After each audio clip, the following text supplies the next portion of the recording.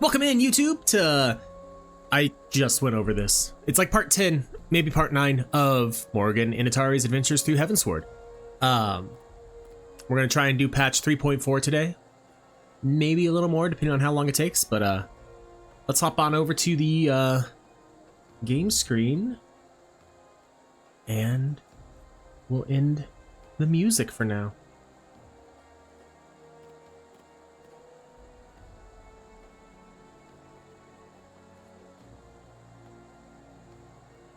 All right. Sorry, wife was texting me. She's in now. Woo! But yeah, let's go. We're gonna just get right into it. A new day dawns in Ishgard, and the House Fortom's Knight has tidings for you. Okay. Bring it, House Fortom's Knight. Mistress Initari! Mistress Initari! You are come at a most excellent time. An invitation from a truly prominent personage was delivered to the manor but a short while ago.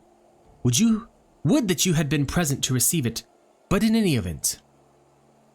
Sir Aymeric de Borel, Lord Speaker of the House of Lords, Lord Commander of the Temple Knights, and Viscount of House Borel, cordially invites Mistress Initari to dine with him at his estate.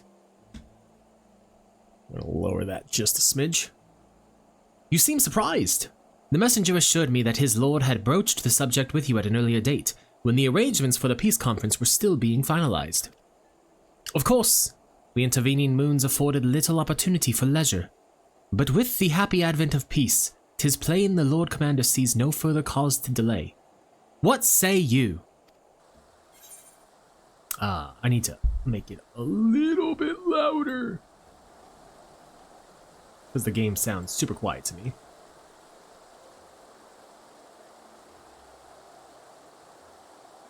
I should be glad to accept. I would, but I haven't the foggiest what to wear. Any thoughts? To be honest, I'd rather not. We're gonna go with I don't know what to wear. Do you have any thoughts on what I should wear? Yeah, you would ask me. Well, I am sure that as a personal friend of Sir Aymeric, you are at liberty to wear whatever you deem appropriate. That said, when in doubt, a man of note could do far worse than an alpine coat. At least that is what Lord Amonelane has been heard to say. I assume the same holds true for ladies. When you are ready, pray report to the Astrologicum. A man of House Borel shall be waiting near there to escort you the rest of the way.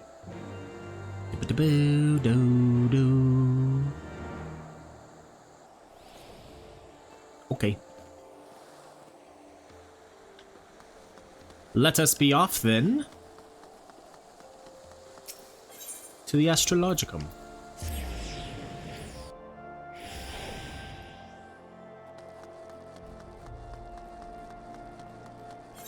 It's more this way, it's not actually in the Astrologicum. Or is it Astrologicum? Because it's an astrologian, not an astrologian. Greetings and well met, Mistress Initari. I have the honor and the privilege to serve as head steward of House Borel, though, admittedly, our staff is somewhat smaller than those of other noble families, being countable on one hand. My lord will be overjoyed to hear that you have accepted his invitation. As you will soon see, we have spared no expense.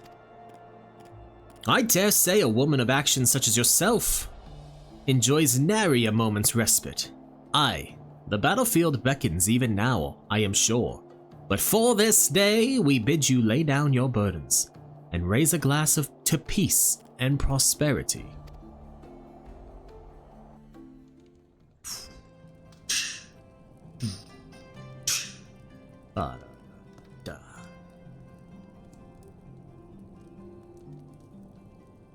This is when the date gets interrupted. Because this totally isn't a date. The food does look good.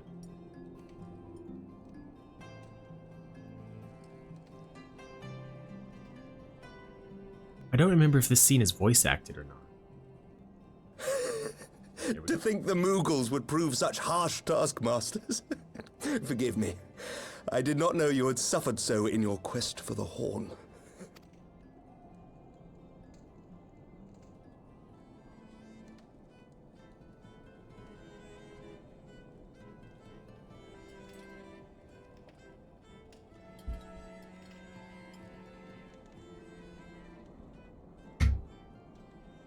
I must say, your spirited accounts always come as a welcome change from the arid reports which fill my days.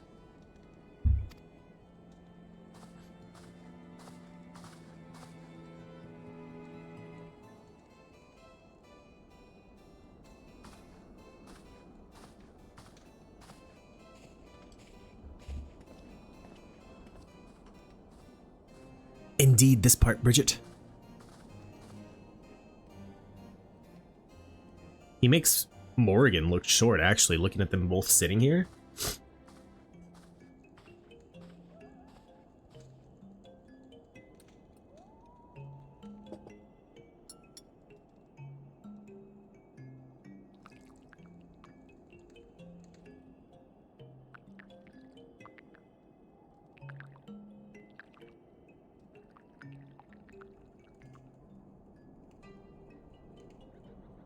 Though I have lived in these lands my entire life, to hear you speak of them, there is much and more I have yet to see.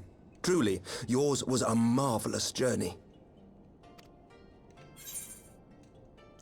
Though perhaps a bit long for my liking. Why not join me on the next? It wasn't all sunshine and lemon cakes. Lemon cakes. We're gonna go with that one.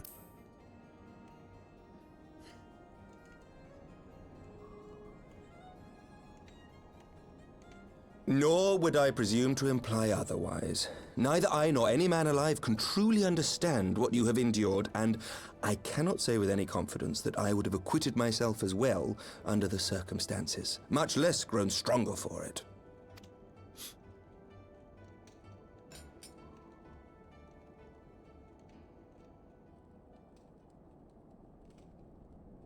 By your deeds, you have helped us to lay the foundation for lasting reform. The formation of the Republic is but the beginning, for it is not only our system of governance which must needs change. We, the people, must learn to let go of our hatreds and rise above our bloody past. I only pray that I live long enough to see us achieve some measure of success, that I might know the lost did not die in vain. To answer your question, Bridget, she is not wearing anything fancy. She's just in her regular gunbreaker clothes. She's not trying to impress Aymeric. I can still see you there on the steps of faith, striding fearlessly towards the worm. If you could do that, who are we to balk at the challenges ahead?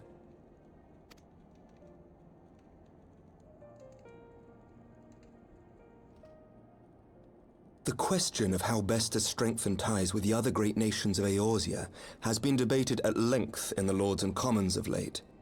As you may imagine, maintaining stability during this period of historic upheaval is our paramount concern. Nevertheless, we are greatly indebted to the Alliance for their support during the Grand Melee, and it would be remiss of us not to repay their faith in kind. Of course, we owe you the greatest debt of all, and it is my hope that in extending our support to you and the Scions, we might also express our gratitude to our neighbors, nay, our fellow Eorzeans, whom we pray you will continue to protect. The Lords and Commons agree on very little, but not a soul in either house begrudges your order this offer of patronage. For all you have done and will do, we thank you.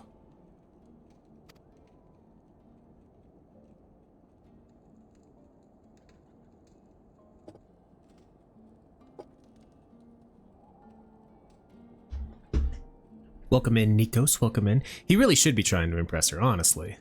What's he doing?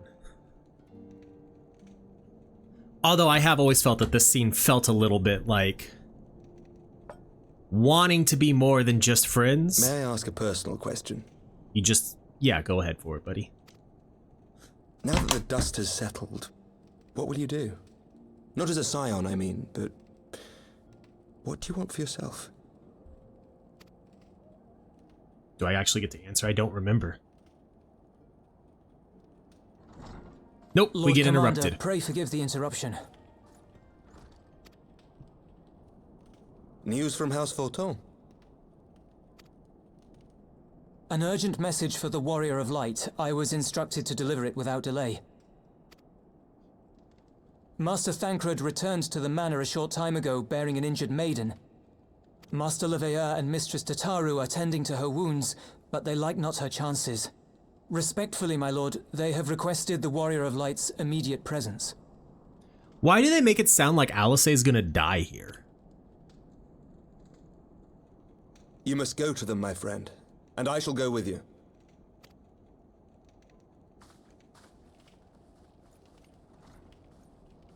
Folly may be married, but Aymeric is still off limits. That doesn't seem fair. For every ending marks a new beginning.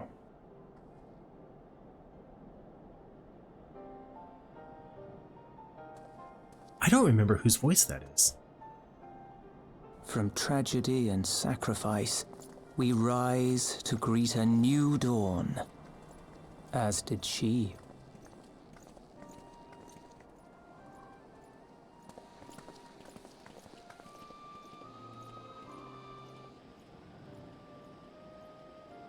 Only to be drawn unto another battlefield, another cause, as if by fate. Is that one of the younger, House Four Tom's people?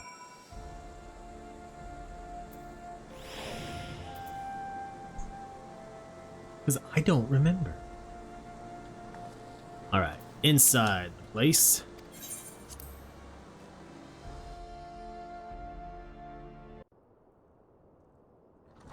We're gonna have more voice acting. Did I bring my webcam back for nothing?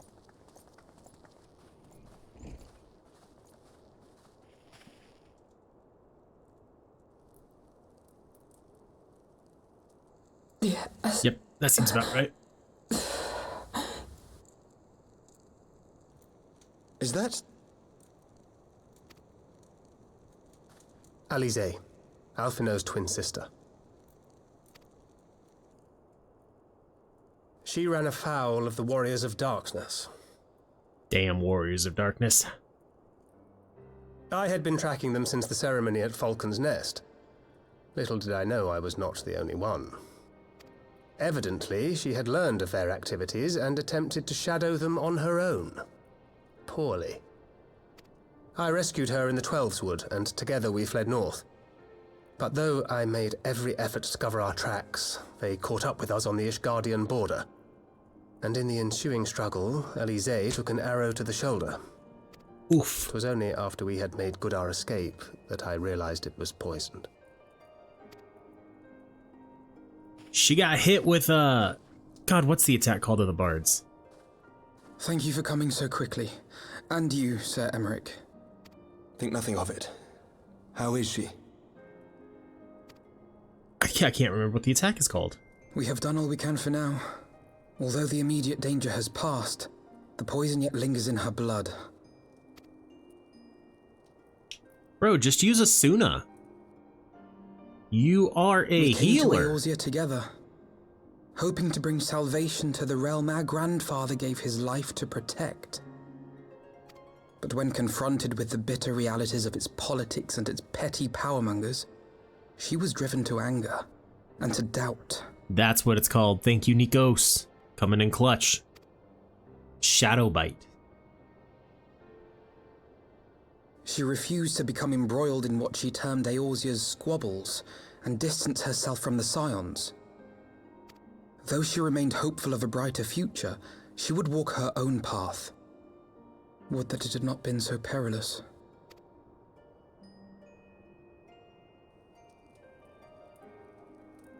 For all our differences, she's as dedicated as any Scion to the salvation of Eorzea.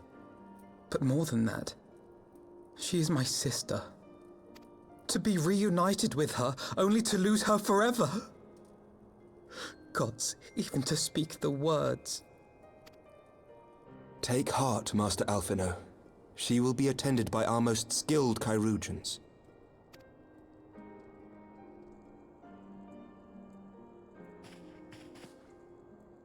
Bear Mistress Leveilleur to the infirmary at once. Apprise Captain Whitecape of the situation, and inform him that she is to be treated as my personal charge.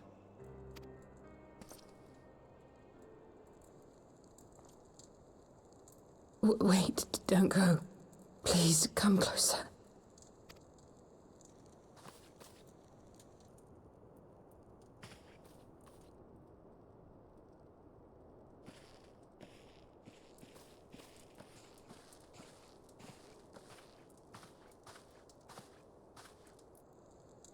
The warriors of darkness are in league with the Ascians.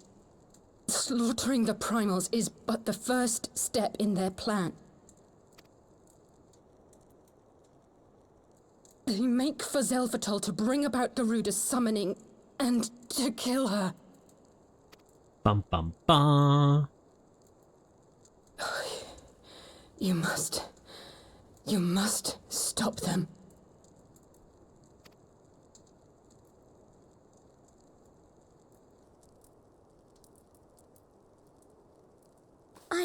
I shall inform the others at once.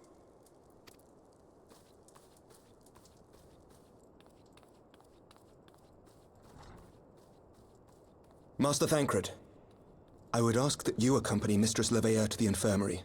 Your knowledge of her injuries may well prove useful in determining her treatment. Of course.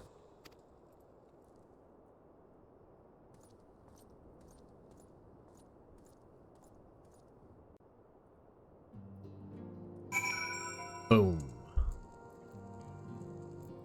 Camera back. Yes.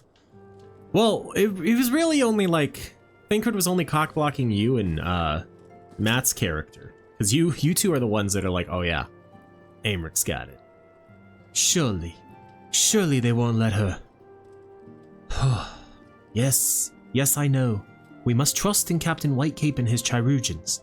Did they not bring Estinian back from the very brink of death? I am uncomfortably reminded of how he mocked me for praying at his bedside for days on end. What say you, my friend? Shall we turn our attention to a matter whose conclusion we yet have the power to influence? Sure, buddy, why not?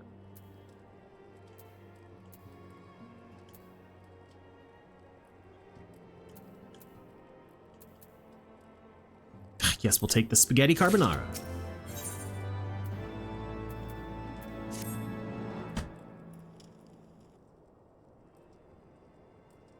So the Warriors of Darkness and the Ascians are conspiring to bring about Garuda's summoning, that they might put her to the sword. And then when we first encountered them in Lothas Noth, when they were confronting Ravana, gods, has this been their aim all along? What do you intend to do, Master Alphino? There is much and more I do not understand, but I know this, a primal summoning cannot be ignored. Alize risked her life to uncover this plot, and we squander her gift at our peril. Morrighan, will you accompany me to Zelfatol and help me stop the Ixal's ritual?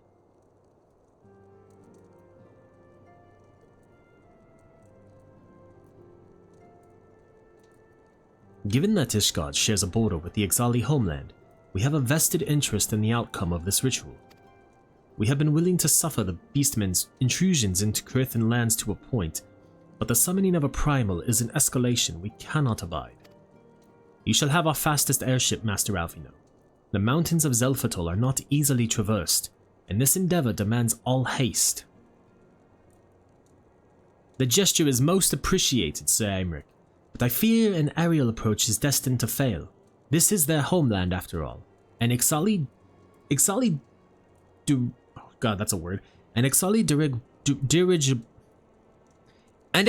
are not to be underestimated. No, experience tells me the only conceivable approach is by land. I believe it would be wiser to cross into Zelfatol by way of the mountain pass east of Camp Dragonhead. In that case, I shall send instructions for a contingent of the camp's knights to be placed at your disposal. They will secure you safe passage through the mountains and escort you thence to Zelfatol. Though my men are unqualified to confront a primal, they are more than capable of contending with the Ixal. We should be glad of their assistance, Lord Edmont. In the event Mistress Alize regains consciousness, we shall share with you any additional information she may provide. May the Fury watch over and keep you safe. Then let us be off. We can procure any additional supplies we require in Camp Dragonhead.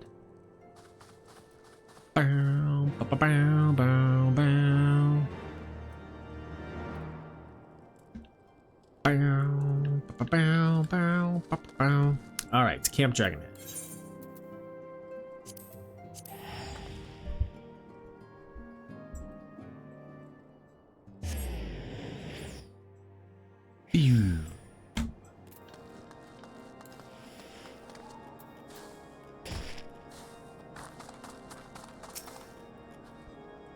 Have you everything you require then?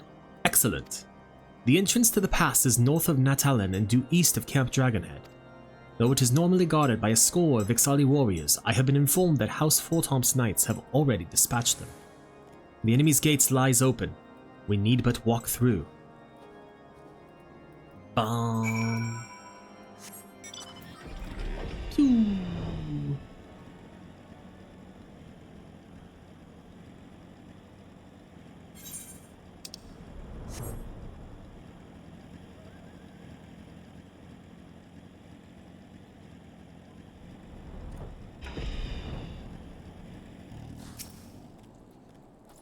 Mistress Initari, Master Alphino.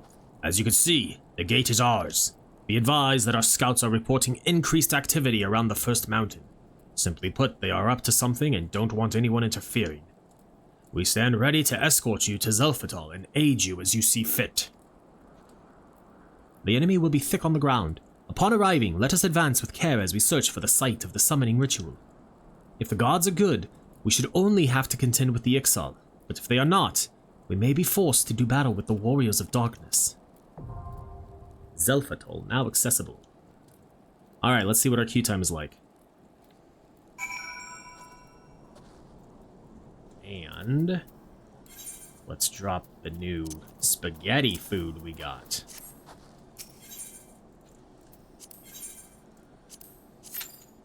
Less than 5 minutes, it says, so we shall.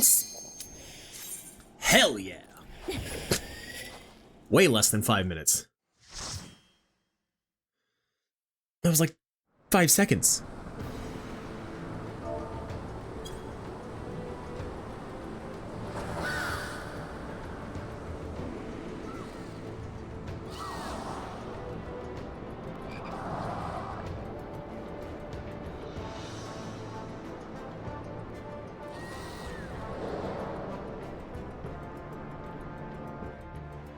All right.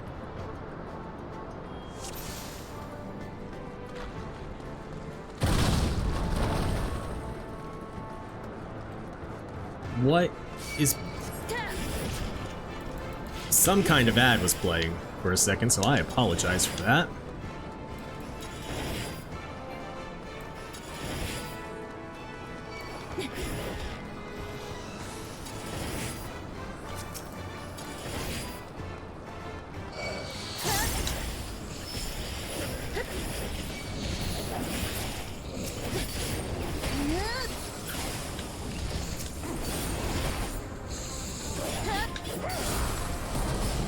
Oh, we got double ninja. That's cool.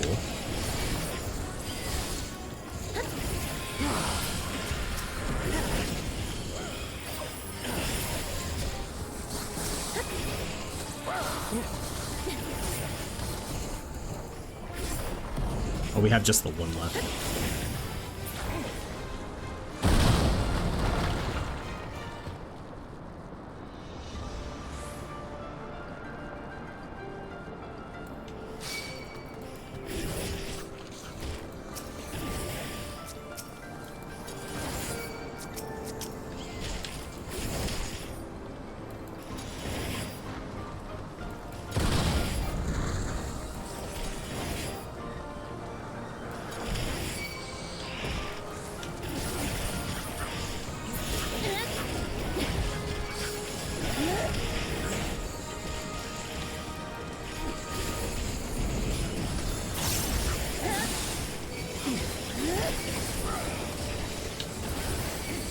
Come on. Let's get Aurora rolling.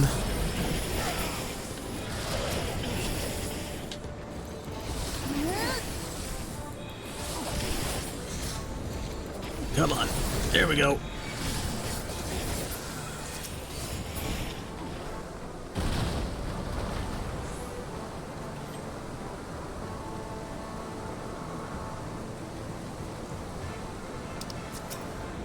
And everyone's here.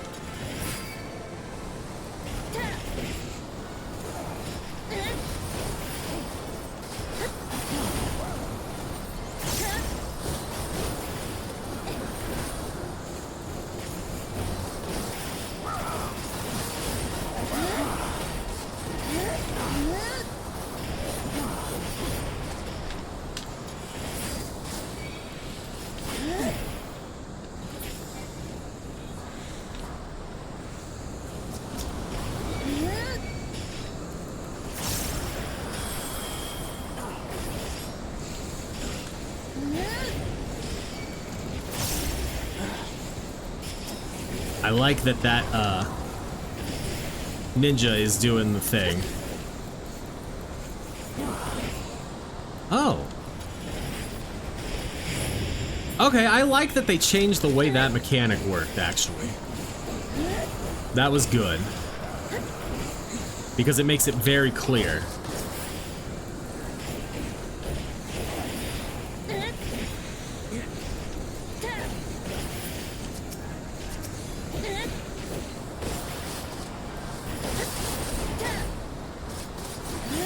And it actually gives you time, because used to you would destroy the turret and it would immediately jump up in the air. Listen, I will greed on everything that they don't want.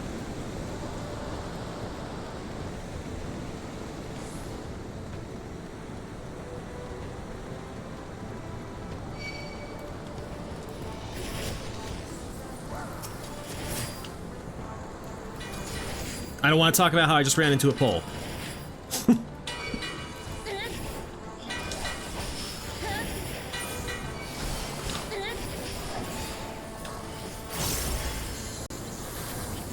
Oh, I walked right into that sneeze. Whoops. I'm sorry, healer. That was 100% on me.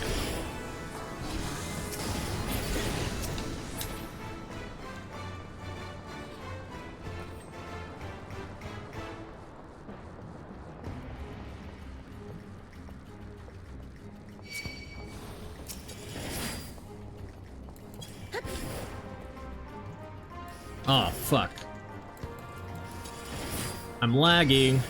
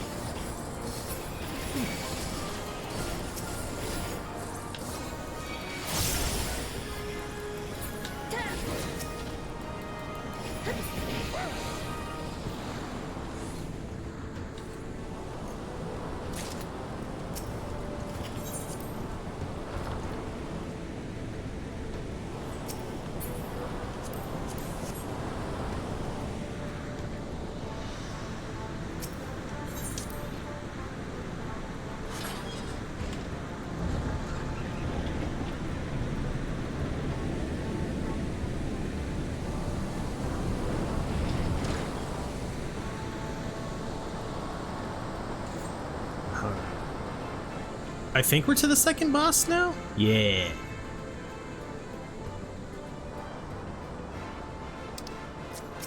No. This is the pull before the second boss.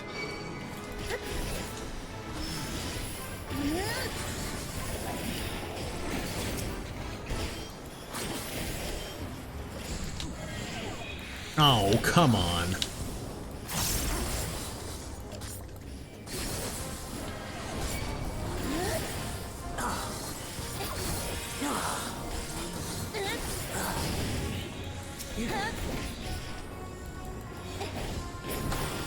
The drawbridge falls.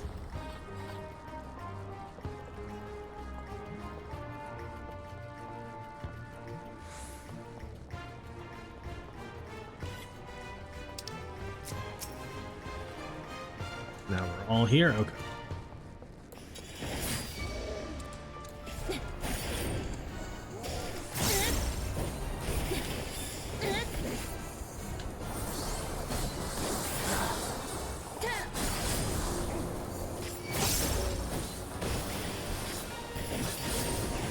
So, it's the one that has, immediately afterwards you see Ardbert and them, like, fighting Garuda, or trying to summon Garuda. I don't exactly remember. Maybe they summon Garuda and then kill her.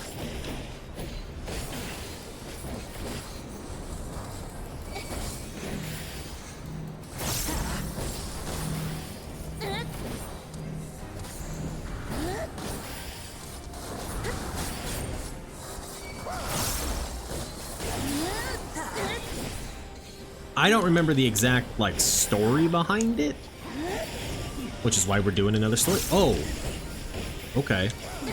I didn't know we were immediately following it up. You kind of remember it?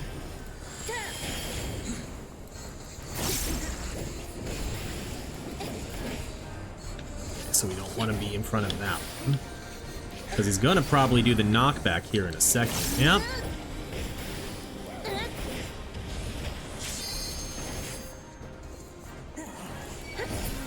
There we go. It's the one where you have to fight air balloons in order to get a stone to continue on in this next part. If that helps at all.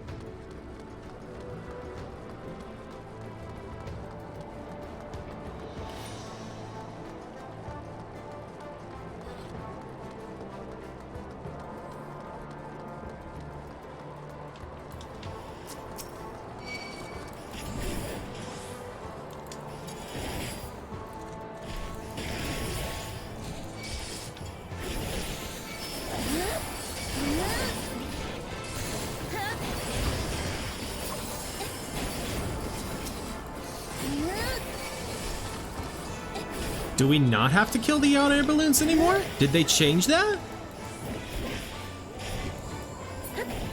They did. We just have to kill whatever it drops. Okay. That's new. And I actually like that.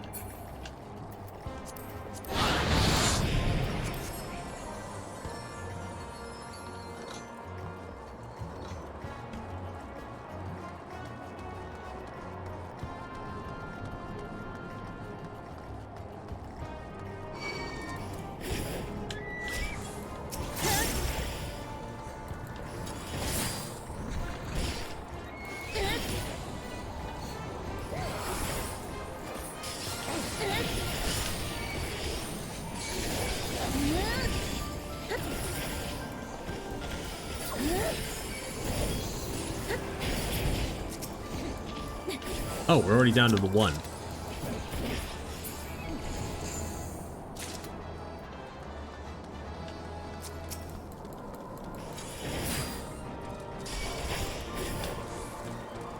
Come on.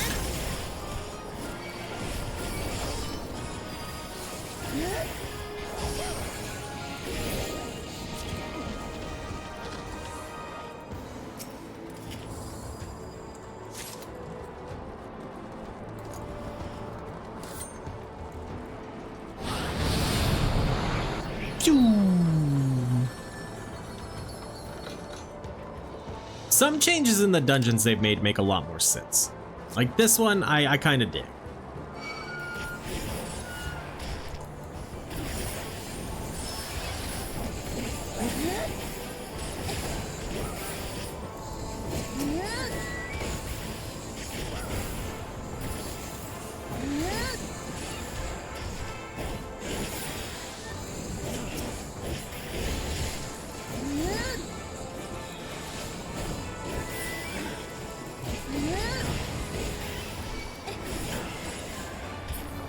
Let's go. Cutscene time.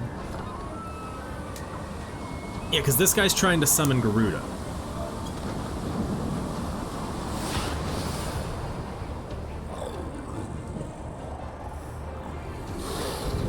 He's a thick boy.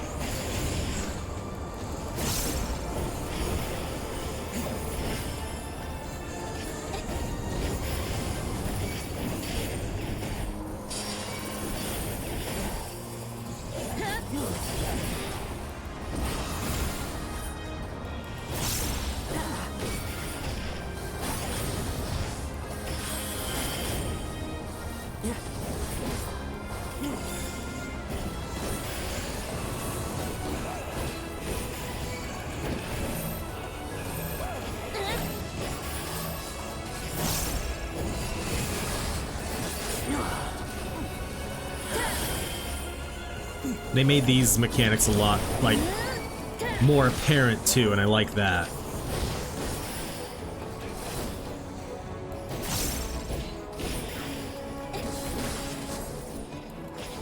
Welcome in, Sogo, welcome in.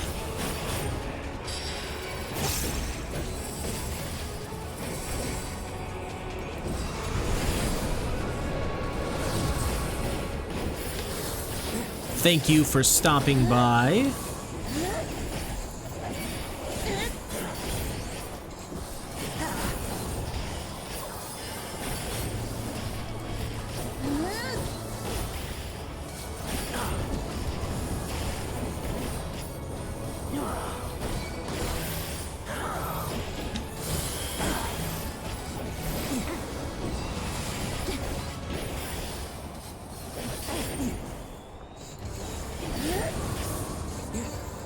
Honestly, this is still one of like my favorite Heaven Sword dungeons.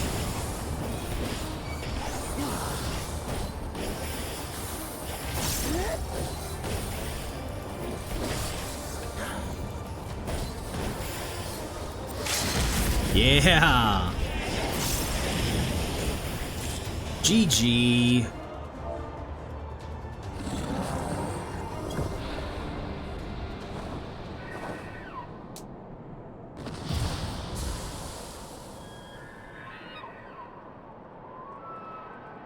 Dun dun dun dun da da da da da.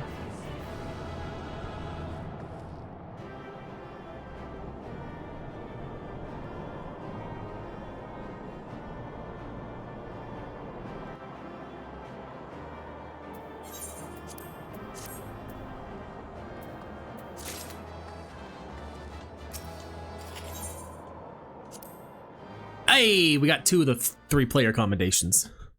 Can't complain about that. So they were unable to see the ritual to its completion. Then Garuda is no longer a threat, and whatever the Asians and the Warriors of Darkness were planning has come to naught. But we should not tarry. The knights have secured our path to safety. Well, well. What do we have here? You'd better not have killed the Primal without us.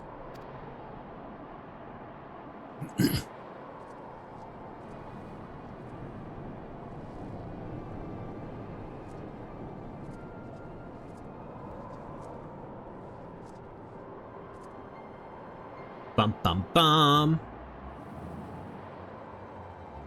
You! Wait, I know you. Still walking, I see. I could have sworn my aim was true.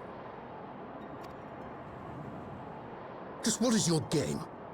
Leading us a long way so these fools could step in and claim our prize?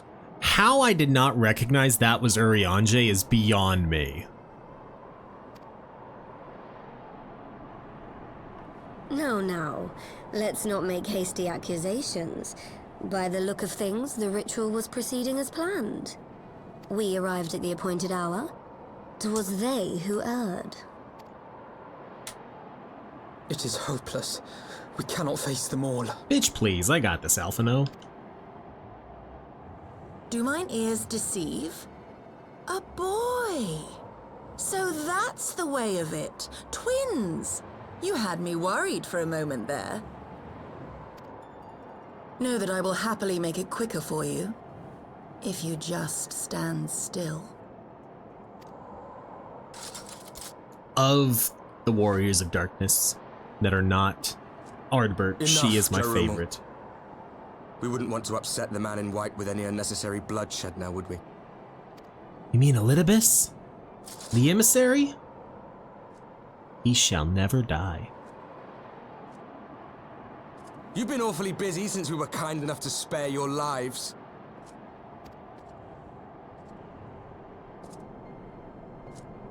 While you were idly consorting with the Asians, you mean? 7 hells! What could you possibly hope to achieve? Should I explain it to you? Very well. Consider it a reward of sorts for beating us here. You know the tale of Hydaelyn and Zodiac, I take it? of the Great Sundering and the reflections it created. All Warrior of Lights, Bridget, have a special connection with Ardbert. Across 10 and 3 they were divided. Reflections of the source, each possessed of shards of light and dark. Just so. One of those reflections, the one nearest to the source, is our home. And we were the heroes blessed with her light.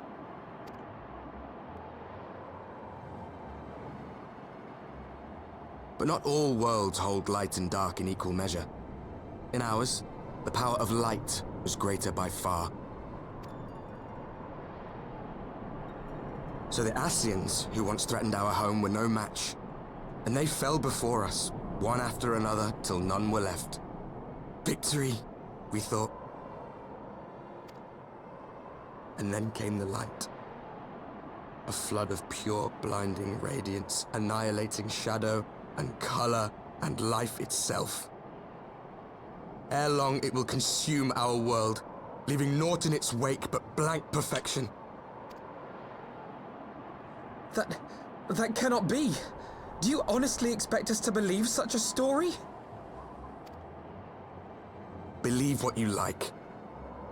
But it has happened before, on a world far removed from ours. The 13th, which was swallowed by the dark and transformed into what you call the Void. Dun dun dun! Unchallenged light would condemn us to a similar fate. And so we joined hands with our former enemies, and with their aid came here, to the source. For there is but one way to restore the balance and save our home. The Ardor. Calamitous destruction with the power to break down the barriers between planes and see our worlds rejoined. You would doom our world to save your own? What would even become of us? Of you? Enough. I tire of talking. You know our cause. You know what is at stake. We are prepared to do whatever it takes. Are you?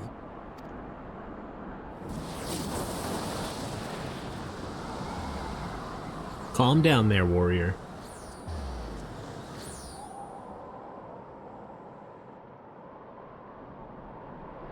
If there is aught you would say, say it. Otherwise, begone. You have no friends here. I guess to be fair, this might be the first time you see Urianger without his hood and his goggles on.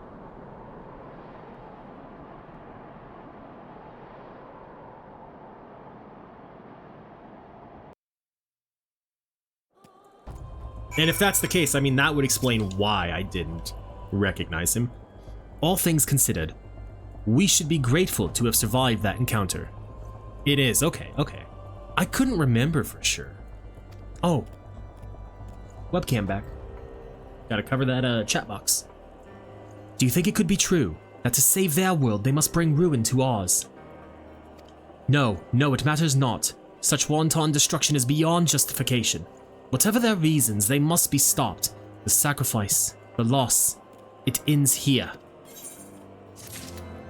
Hey, we got an orchestrion roll. Oh, and a card.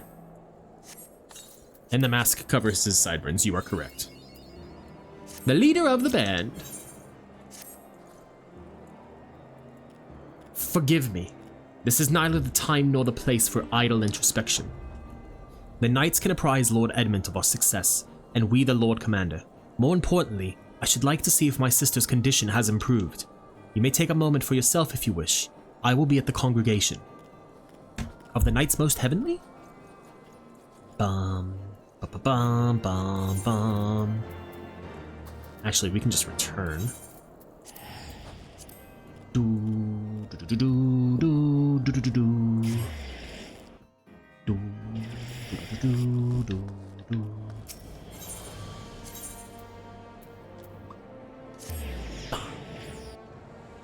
Well, thank you. I'm glad you think I'm doing good on my accents. It is something, you know, that I would hope that as time goes on and I do it more often, they would get easier to do.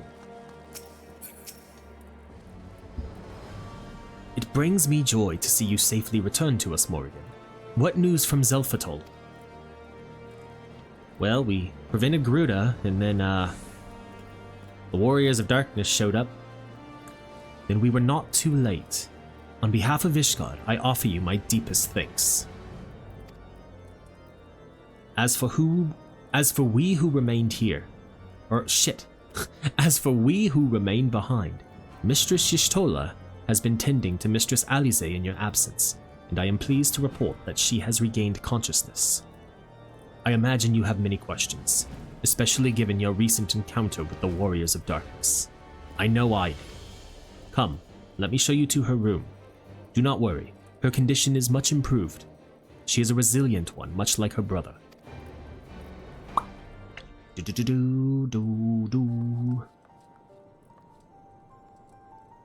we have voice acting in this one as well? Alize, Sweet. how are you feeling? Well enough, brother. Thanks to the kindness of our hosts. They told me you had departed for Zelphatol while I was still abed. I slept much better knowing that. Thank you. I take it your mission was a success.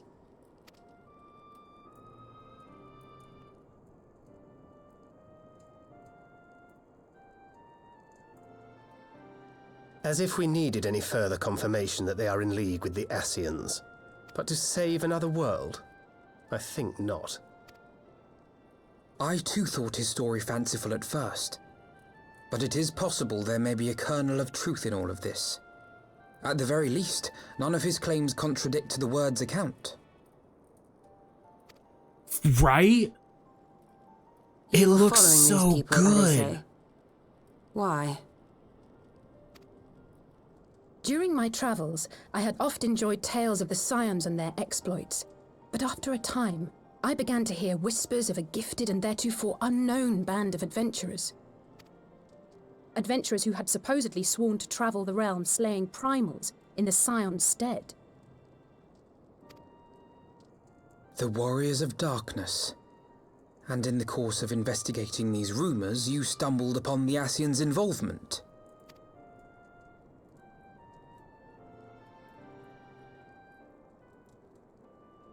Yes, exactly. Forgive me, but if these Warriors of Darkness mean to bring about another calamity, to what end do they hunt primals? To prompt an escalation. To deepen the beast tribe's feelings of helplessness and despair, and thereby drive them to summon ever more powerful gods. And lest we forget, these events do not occur in isolation. With their patron deities being slain left and right, the news of man's victory over Nidhogg must surely have sown panic in the minds of the beastmen. 'Tis no wonder they wish to defend themselves. Welcome in, Matt, and thank you for the lurk. No, there is a cam, but because we're in a cutscene with voice acting, I took the cam away. I don't know why that lurk command didn't work.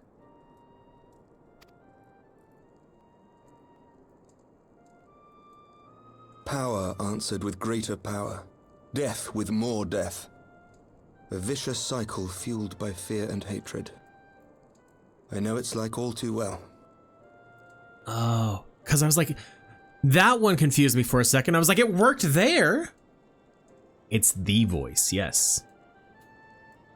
Just so you know, because Bridget told me that I couldn't have Morrighan dress fancy for their dinner date.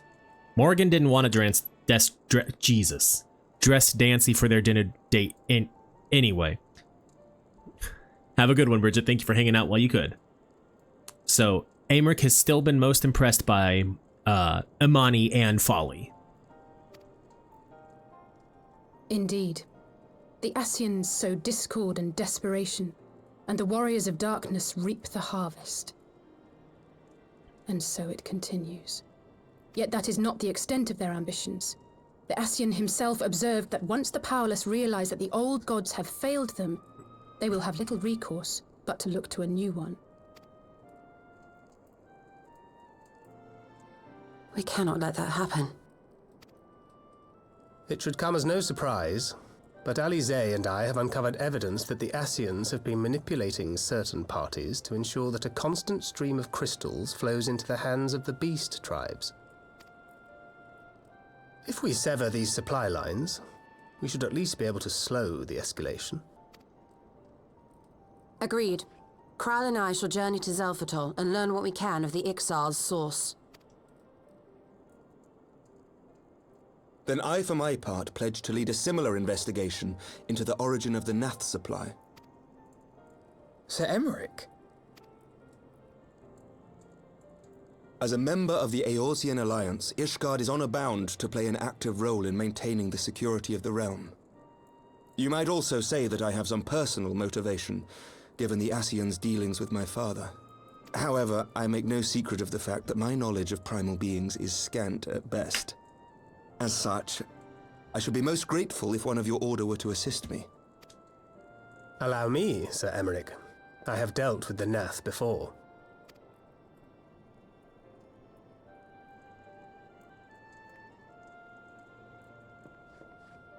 Let us consult with Orianja then. Given his dedication to the study of primal beings, I should be surprised if he could not tell us something of value. She Allow knows. me to accompany you, brother. And before you think to refuse, know that I am not the girl I once was. I shall not be a burden.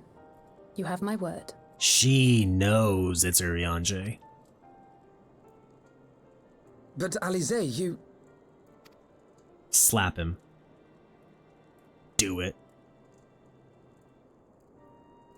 You are more than welcome. After all, it was you who set us upon this path.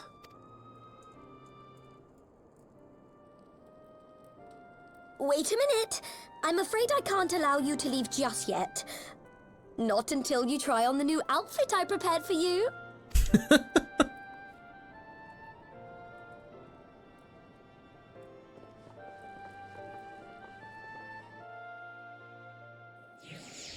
Alright, I need to go use the bathroom super quick.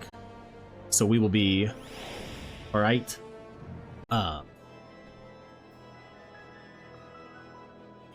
I forgot what I was doing. Sorry, I was looking at what S rank was announced. Okay. That's what I was doing. Alright. Alphy, no, me boy.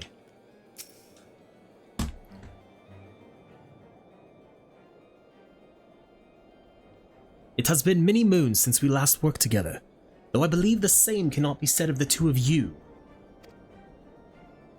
I confess, I was aware of your subterranean expedition of your search for the truth of the calamity. I considered involving myself with her venture for a time, but as you know all too well, circumstances conspired to keep us apart. I can only assume she carried on in our absence. He's referring to the coils of Bahamut. My apologies for keeping you waiting.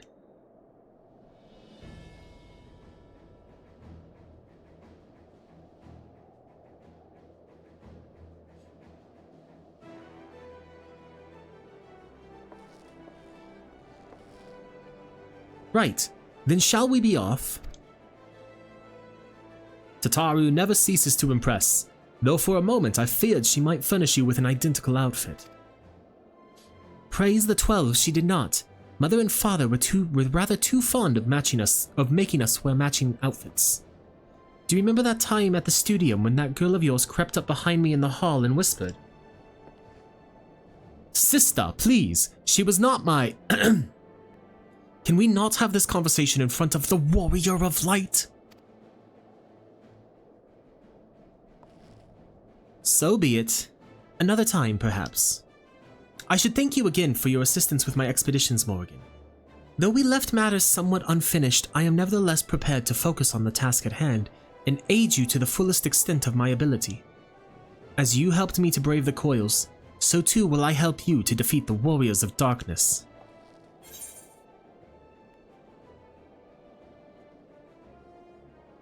A pleasure to have you with us. I've been meaning to ask about the carriage.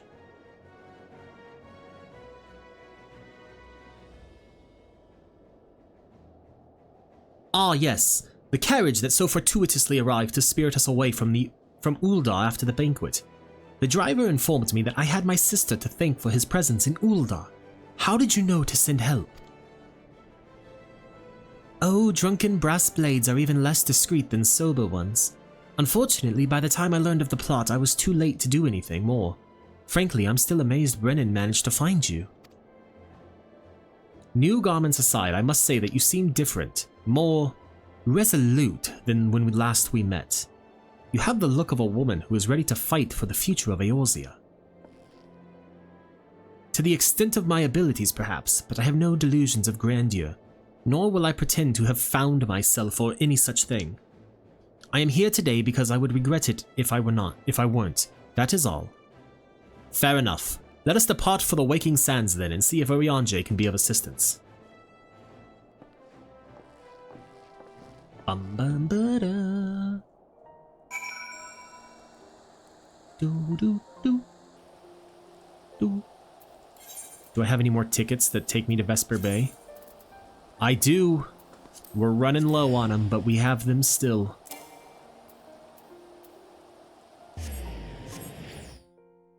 Do. Do do do. Let's get that all organized and such. Ignore Nedrick. There is a part of me that misses returning here all the time. Pray return to the Waking Sands.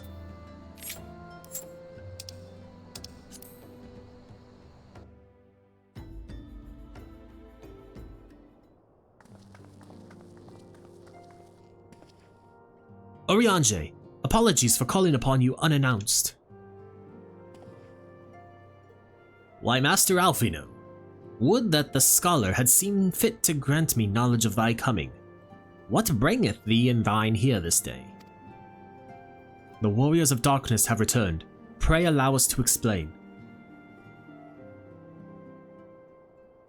He knows. He knows everything already.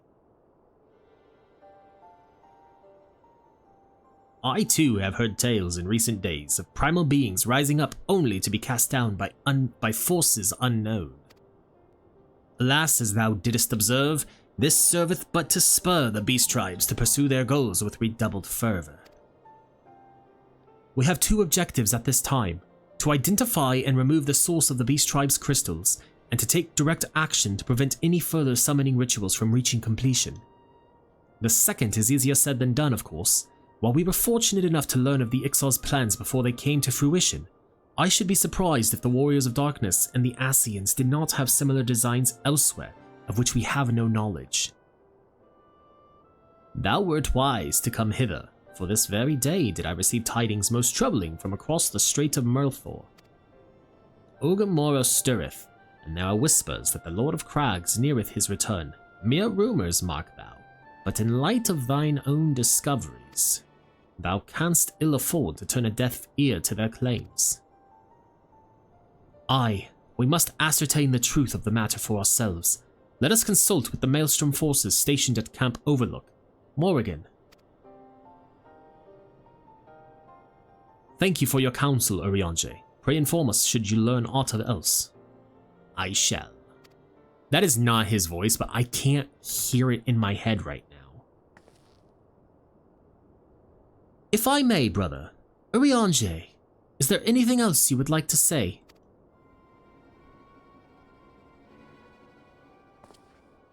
Alize? If not, then never mind. I only ask because you are normally rather more verbose. Nothing to add? Very well. Ere we depart, I wish to make a request. The Warriors of Darkness spoke of how the Ardor had the power to break down the barriers between planes, that our worlds might be rejoined. I would ask that you research this for us. Being nowhere near as well read as you, I'm sure I wouldn't know where to begin.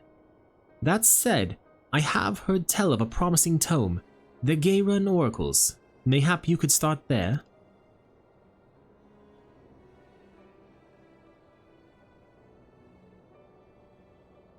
By thy leave.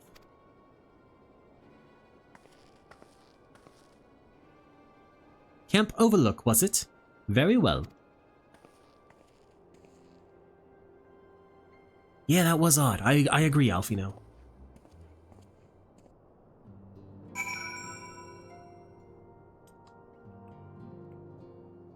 Teleport to Camp Overlook.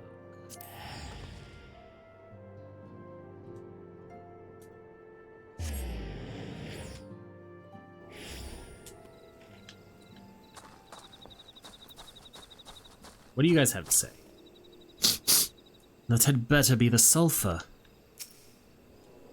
Come, let us speak with Commander Bloyden and see if there is any truth to these rumors concerning Titan's return. 7 hells! At this rate, I'll have to appeal to Maelstrom Command for reinforcements. Whatever it is, we don't want any. Well, fancy that. Just when my kobold problems look like coming to a head, the scions of the 7th Dawn turn up, itching to pitch in. Bloody brilliant timing is what it is. Right then, let's get to it. So our friendly neighbors in Ugamaro have got much more aggressive of late, just as you said. Matter of fact, our scouts spotted one sniffing about the stores just now, likely looking to make off with an armful of crystals. I'll be damned if I'm about to let that happen. Lend a hand and help us search the camp for the little bugger, would ya? I think this is when we find Gavu. Our Maelstrom friends seem notably more agitated than when first we arrived. Do you happen to know why that might be? A kobold in the camp, you say? That would appear to corroborate Oriange's information, yes. But to be so reckless as to infiltrate a Maelstrom camp and draw attention to their efforts is passing strange. Well, there will be a time to think on this later. For the present, we must do everything in our power to prevent Titan's summoning, and that means finding and questioning this kobold.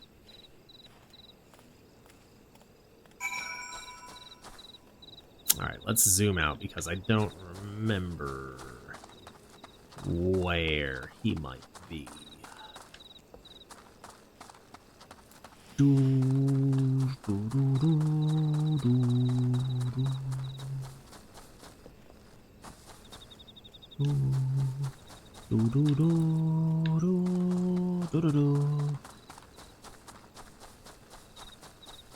Alright, we got these guys doing squats.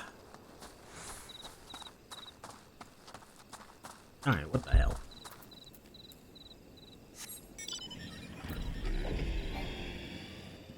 You can fly, go higher.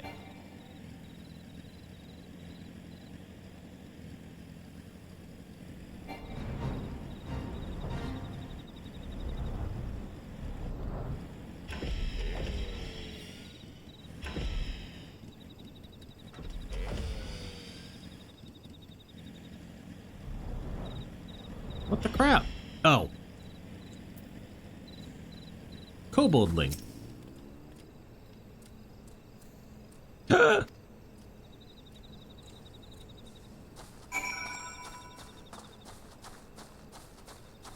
Pursue the koboldling.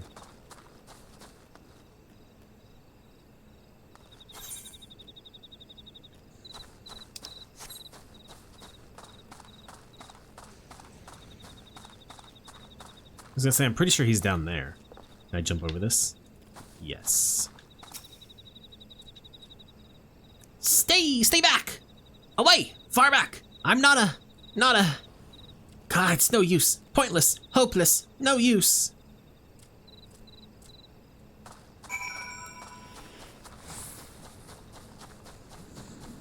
We must pursue him again. Doo. Alright, little buddy.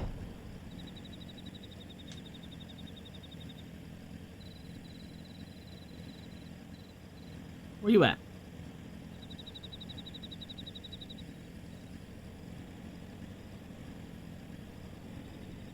Where indeed? Are you down here somewhere? Yep. Please don't hurt me. I only wish to talk. Yes, just talk. Ah!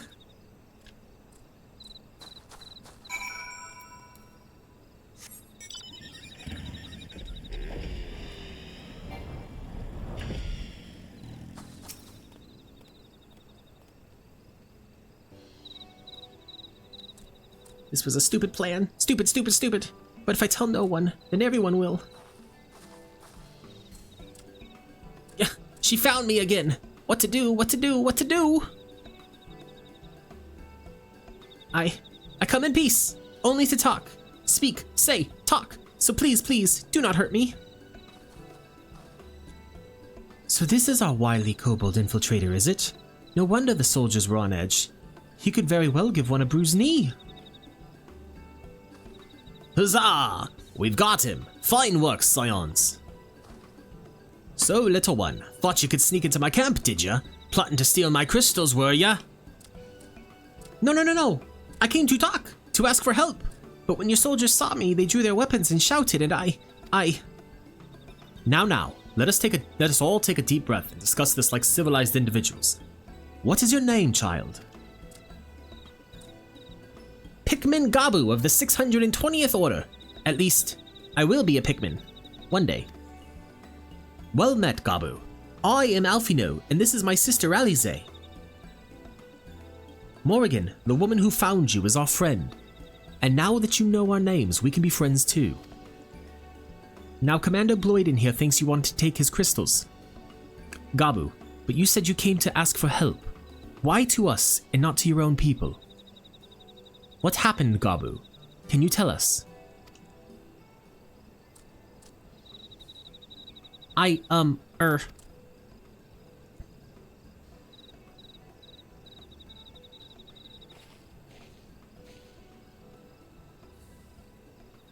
No one is going to hurt you, all right?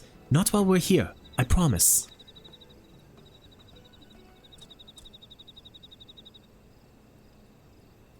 The Patriarch, he's... The Patriarch is going to summon the Great Father again, and you have to stop him. Beat him, fight him, stop him!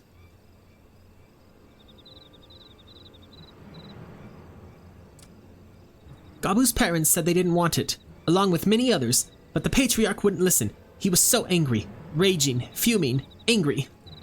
He said that if they didn't have iron in their hearts, they would serve as coke for the furnace.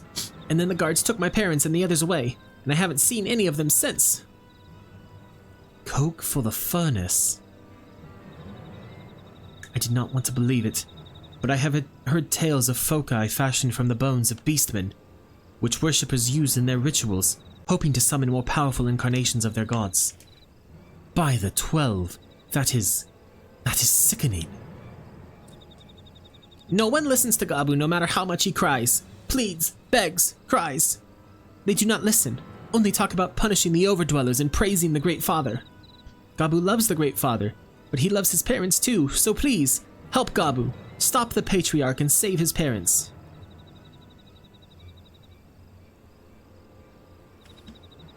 Commander, advise Maelstrom Command that Titan's summoning is imminent. Should the worst come to the worst, we will require their support. Time being of the essence, we three will attempt to infiltrate the Kobold stronghold, secure their crystals, and free the prisoners. Well, if you're sure, you'll forgive me if I don't seem optimistic. We'll make ready, just in case. Damn right you will. And we'll go do... arguably one of the most painful... Titan trials you will do. I have faith that we may yet stop the ritual. We would surely have detected the associated etheric disturbance had Titan manifested already. But I cannot speak for the prisoners. 12 have mercy that they would even contemplate sacrificing their own flesh and blood. Brothers and sisters, mothers and fathers. Time is of the essence. We must see what else Gabu knows and formulate a plan without further delay. I heard Great Father Titan loves crystals, cherishes, covets, loves them.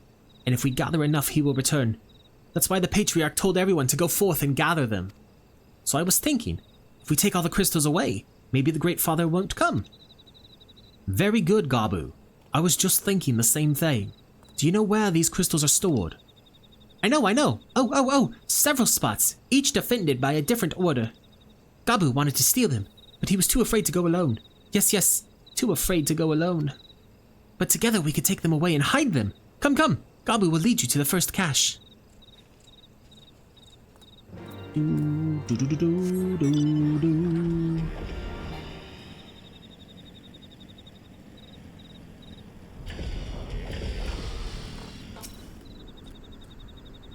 quickly, quickly!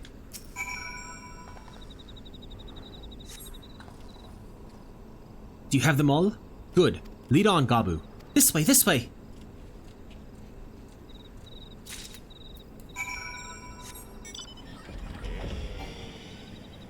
And so we fly.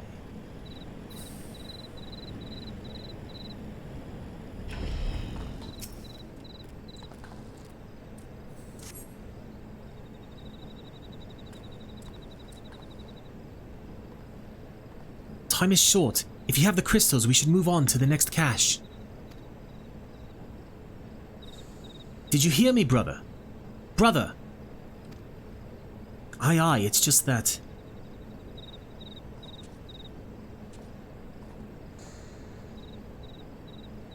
I am quite certain that crate once bore Ishgardian seals. Someone took great pains to remove all traces, but enough remains to make out the pattern. See for yourself. I struggle to imagine kobolds traveling to Kurthus to obtain crystals, much less bothering to conceal their origins. I suspect these crystals were smuggled into Vilbrand by another party, most likely a pawn of the Asians, as Thinkred speculated. I don't understand. Who are the Asians? Do they worship Great Father Titan too? Never you mind about that. As Alice said, we do not have a lot of time. Can you lead us to the next cache, Gabu? Yes, of course. Gabu knows the way. This next one is the last and is very large, very big, very huge, very large.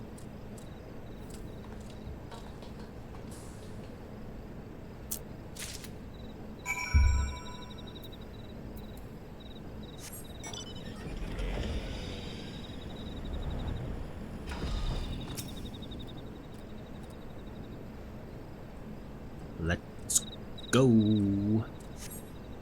Though you cast about for a time, you see no sign of the crystals. Uh-oh.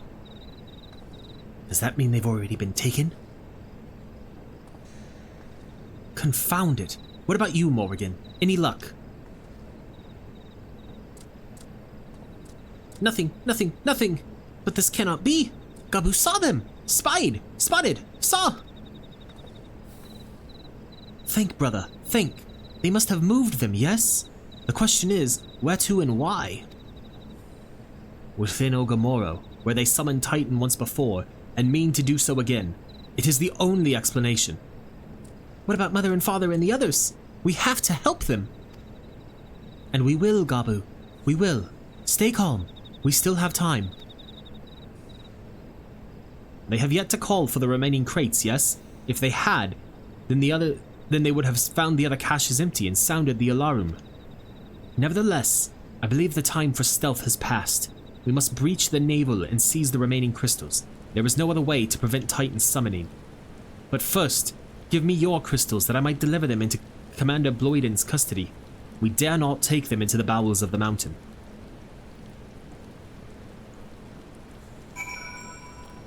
Alright, buddy, here you go. The crystals, Morrighan, if you would be so kind.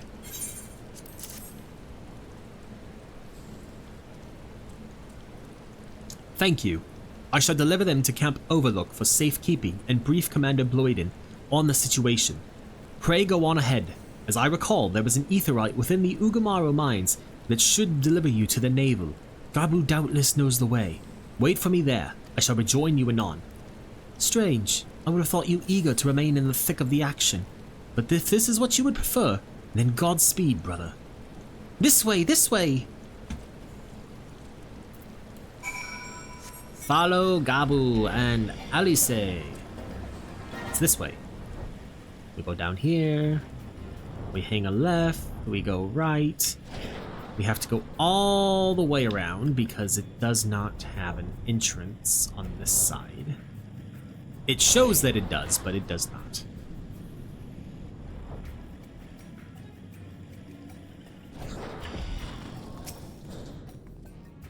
Ah, I take it this is the aetheryte we seek. Right then. As soon as Alphino arrives, we go. I trust you're feeling suitably heroic, Morrighan. There's no telling what sort of resistance we'll face in there.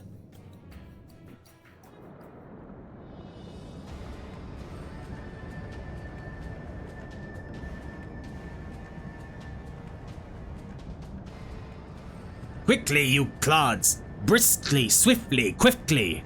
I will not suffer any further delays.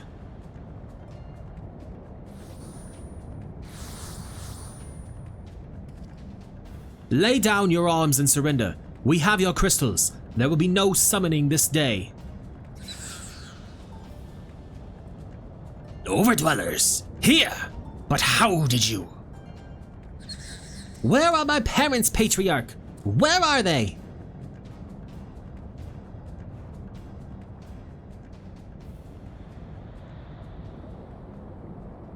Oh, this one hurts.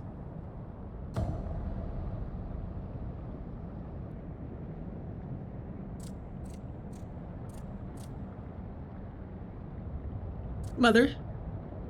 Father? Coke for the furnace. You monster! How could you?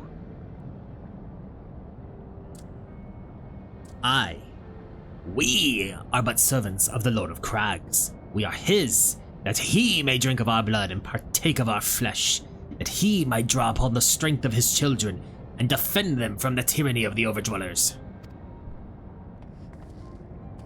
No, Alize, not yet.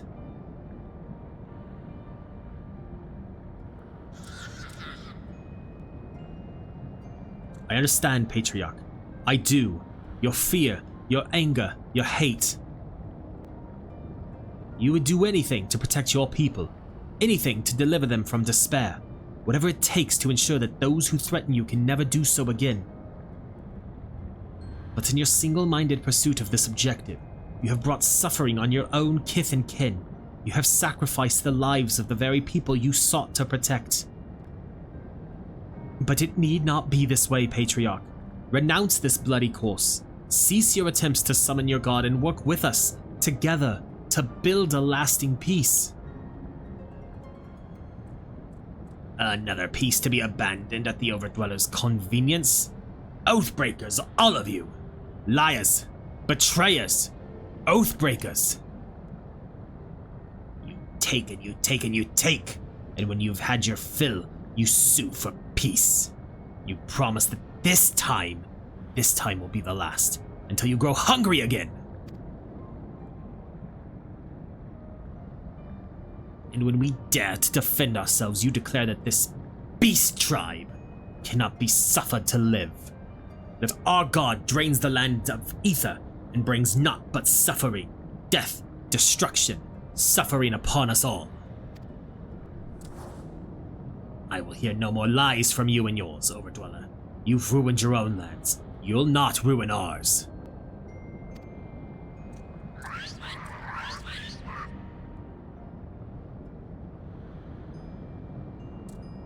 I said I'd come for you, and I did. I'm here. I'm here. I'm here. Say something, please. Please.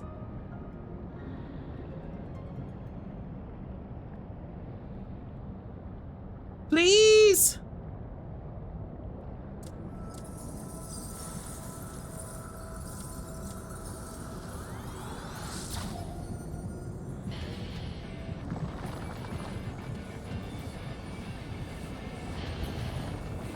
And Gabu has initiated. Wake up! Wake up! Wake up! Wake up! Wake up! Wake up! Wake up! Wake up! Wake up!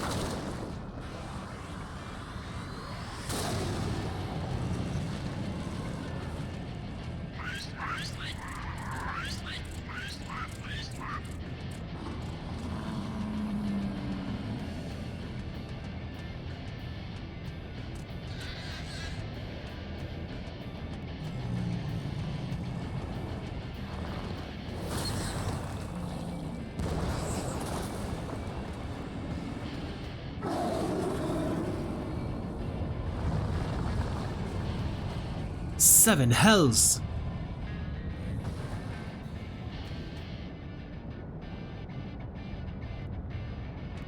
I'm here. I'm here. I'm here.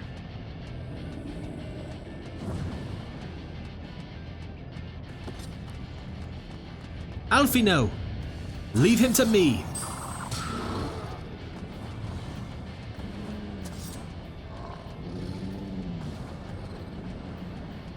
We must away.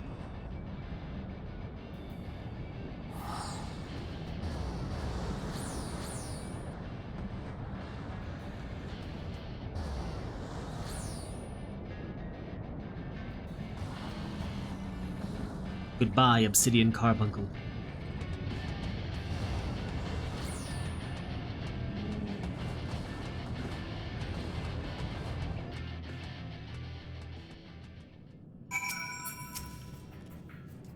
By the 12, how could I be so foolish? I should have known better than to let Gabu accompany us, given what we were like to find. His anguish and despair have served to burr the primal, just as surely as were the supplications of their faith.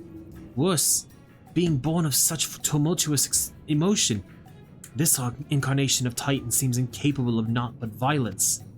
If we have one cause for optimism, it is that while many crystals were present, they represented but a fraction of the quantity intended for the summoning ritual, meaning that Titan must be far weaker than planned. Be that as it may, he is yet a primal, and the longer we leave him to bleed the land of ether, the stronger he will grow. And should Titan be permitted to leave Ogamoro, more lives will be lost. A maelstrom will rally their troops and the cycle will continue. Morrighan, you know what must be done. Will you face the Lord of Crags once more? Thank you, my friend. Alize and I will tend to Gabu. When you have finished with the primal, look for us in Camp Overlook. We will be expecting you. Alright then. Let's do this.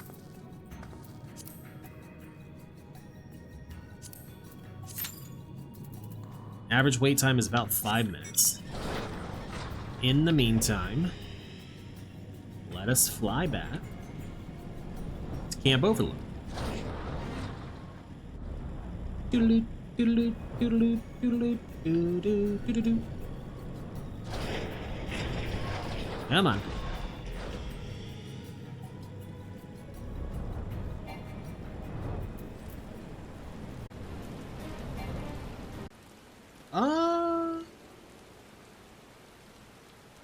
I could also just log in on my wife's computer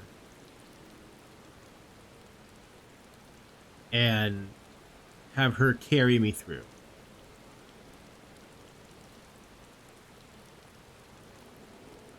Maybe we do that. So I'm going to probably sound a little far away and be away from the computer screen for a minute.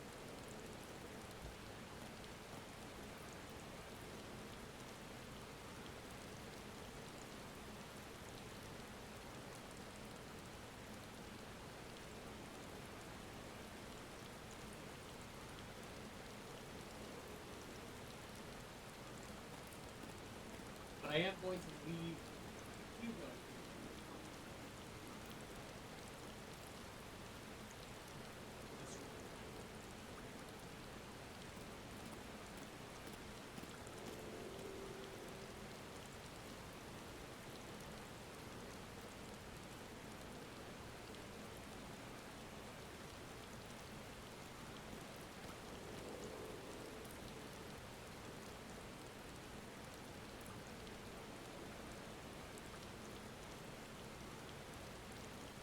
All right. Her character is logging in. As soon as she's logged in, I'll hop us out of this queue, invite her to a party, and yeah.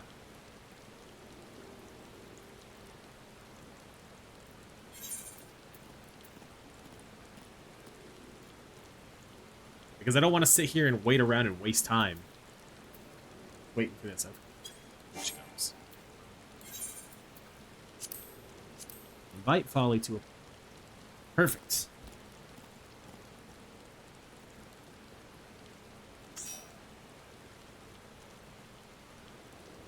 Alright. Duty Finder.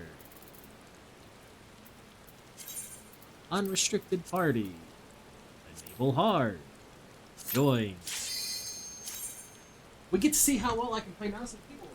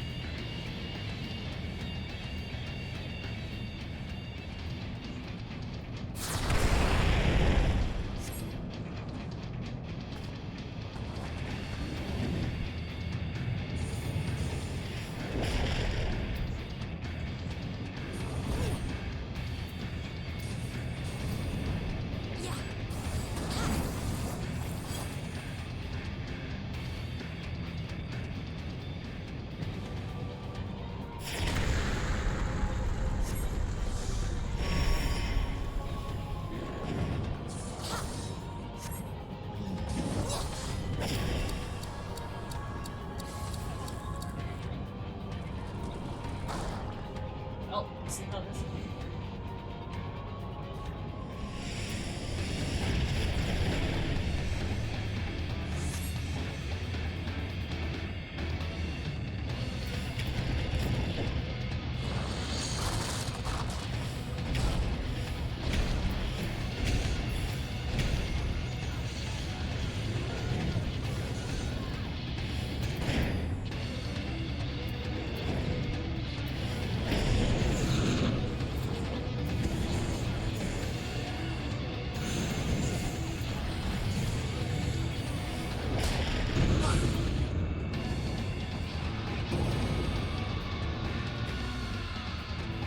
Well, that's not great.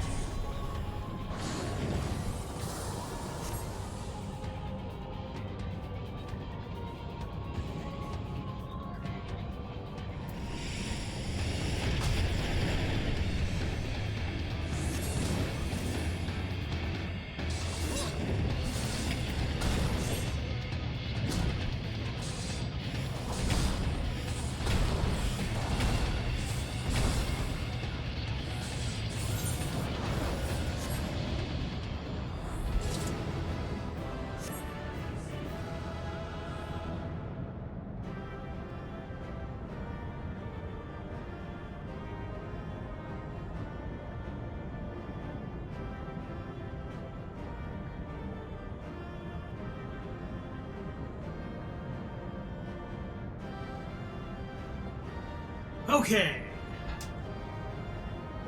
I don't want to talk about it. How it took me 2 tries because I don't know how to play on mouse and keyboard. That was hell.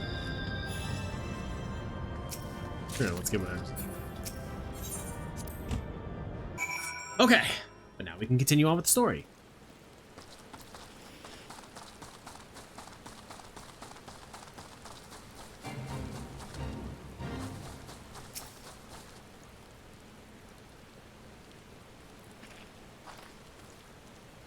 Ah, there she is. Did I not tell you she would return safe and sound? The deed is done, then. Titan is no more. Good. There has been enough tragedy this day. He has been like that since he regained consciousness. We believe he can hear us, but he has made no attempt to respond.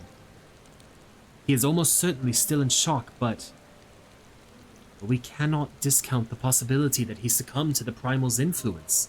Should that prove to be the case, he must be put to death, like any other thrall. Such is the Alliance's policy, yes? You have the right of it. But we must not rush to conclusions. After all, we once feared that Izael's followers were beyond reason, and many have since laid down their arms and accepted Ishgard's peace. We can but watch, wait, and pray.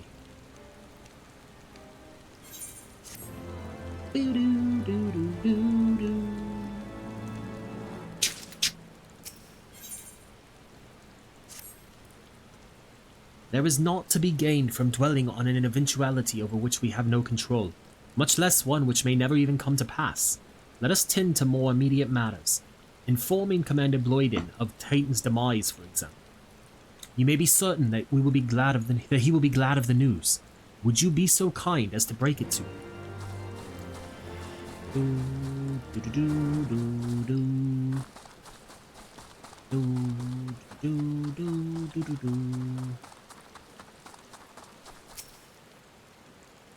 Ah, you're a sight for sore eyes. When the others came back without you, I feared the worst, but they said you had matters well in hand. All settled then, is it? I'm glad to hear it. Not half as glad as my men'll be. Believe you me. Regardless of whether or not he was summoned properly, a primal's a primal, and there ain't a soul in the maelstrom that hasn't lost a friend to one. Don't get me wrong. Like, we were all prepared to do our part, but we weren't so naive as to think we'd live to tell the tale. Thankfully, of course, it didn't come to that. Which, my friend, sounds to me like cause for celebration. Now, I know you have a lot of places to be, but why not stay the night? We'd be honored to raise a glass to the triumphant return of Titan's Bane. Damn right.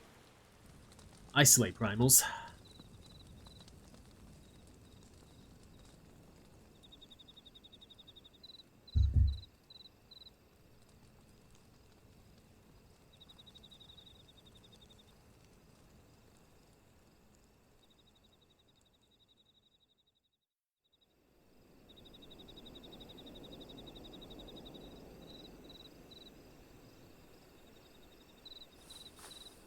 Who goes there? Ooh.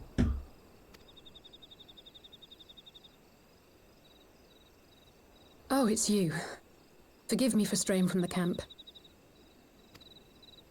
He hasn't been feeling too welcome, to say the least. I thought a change of scenery might do him good. But, alas.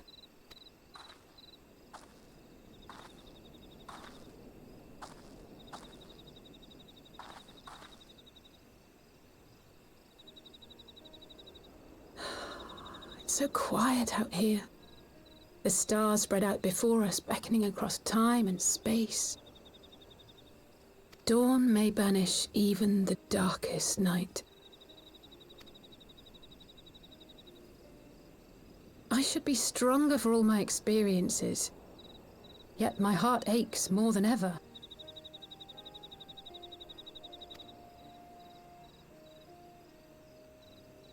I never understood why Grandfather gave his life that day.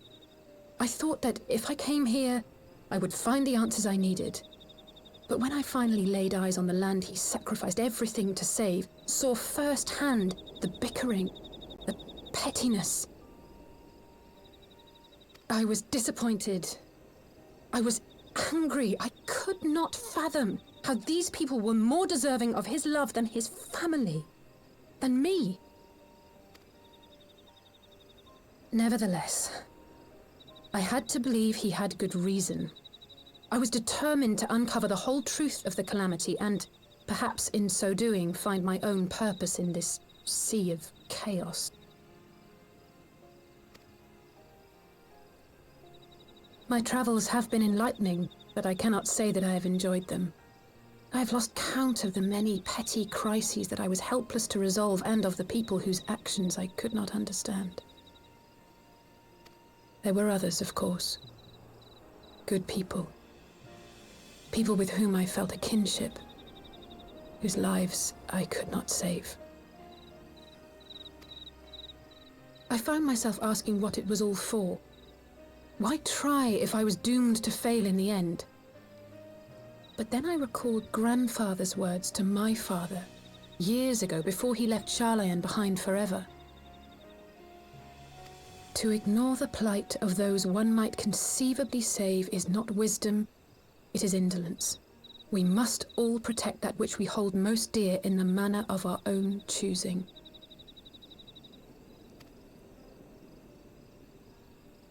We have to try, do we not?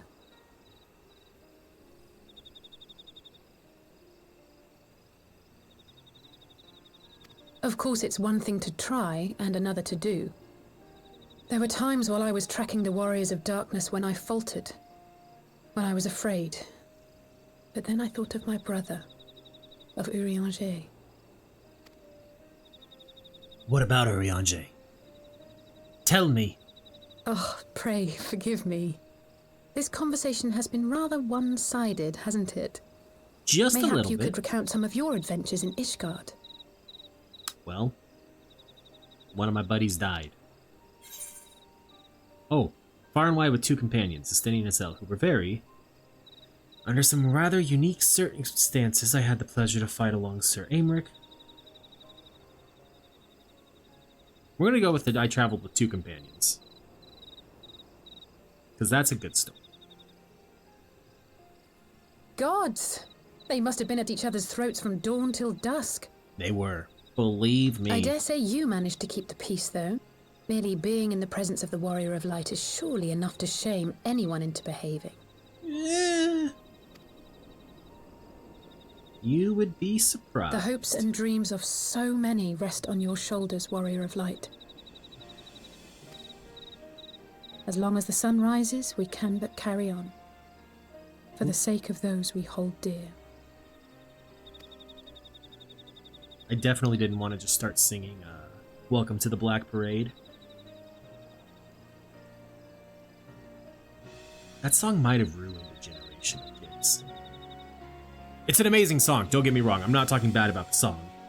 But like, we hear some words we hear the first note on piano and we're like, oh buddy, here we go.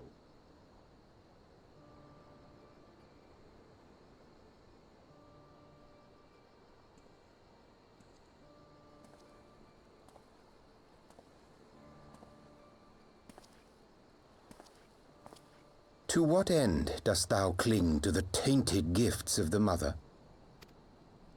Every tool has its purpose. Even... Whoops. Well, what is it? The seeds sown in Vilbrand have been plucked from the earth and left to wither. Alas, Titan's demise sufficed not to drive the kobolds to deepest desperation. What did the man in white have to say? Yes, what did Elidibus have to say? That we are to proceed as he did first set forth. Well, that's easy for him to say. It's not his bloody world on the brink of destruction, is it? Be thou well reminded that with an end to Ishgard's unrest, naught now remaineth to preoccupy the Scions' thoughts. And thus may they devote their every energy to thwarting thee and thine. I foresee only greater difficulties ahead. Foresee? Are you sure you don't welcome them? I'm starting to think you might hold a candle for your old friends after all. Pray do not mistake mine intent. I but look upon the path which lieth before us with due trepidation. Shouldst thou be of like mind, pray consider then another course. For the power to invoke the ardour belongeth not unto the Ascians alone. With thine own hand strike down thine enemy, the so-called hero who would see thy home lost to light. Do but this, and thou wouldst at a single stroke disrupt the all-too delicate balance of this realm, plunging her straightways into chaos. Telling them to kill your friend Urianger, that's fucked up. You do realize what you're suggesting, yes? To ignore the plight of those one might conceivably save is not wisdom, it is indolence. The words of my teacher, and a creed I hold close to my heart. Damn.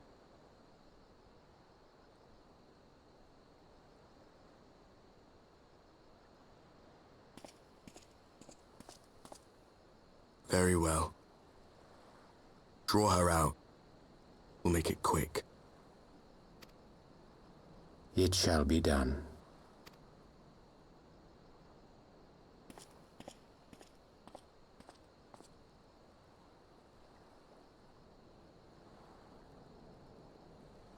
What good a creed one cannot uphold? What hurts soothed? What lives saved? Oh, hapless fool, what hast thou wrought by thine own hands? Minfilia, my friends, I shall not now beg your forgiveness. And to Full think, deeply though it paineth me to walk it, I shall not stray from my chosen path. As Moonbreeder remains steadfast, so too shall I. And to think, I thought this was Louis Soir the first time I played it, because I didn't pay super close attention during these post games, because they got a little boring for me. They kind of dragged, and I was just like, I just gotta get through it. We just gotta get through it.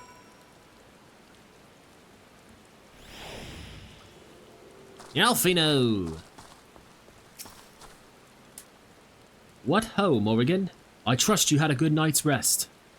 I was but this moment speaking with Thancred and Y'shtola via Linkpearl. They had some interesting news to share. Apparently, during the course of their respective investigations, both came across crates which had once borne Ishgardian seals. It would seem that someone in the capital has been very busy indeed. Accordingly, the Temple Knights have launched a full-scale investigation. Ser Aymeric believes that it is only a matter of time before the culprits are found, but we shall have to wait and see. In the meantime, it seems only prudent to look into the recent activities of the other tribes, in case they too are flush with Ishgardian crystals. And with that in mind, I suggest we pay Urianger another... Wait, where is Alize? She was here a moment ago, with Gabu. Okay.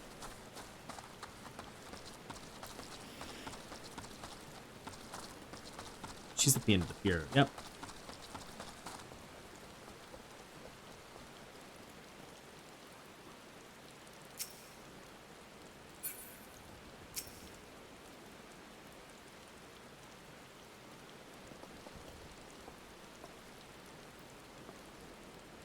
Ah, let me guess. It's time to leave, isn't it? My apologies for disappearing again. If it is any consolation, I have already packed my things. How is he?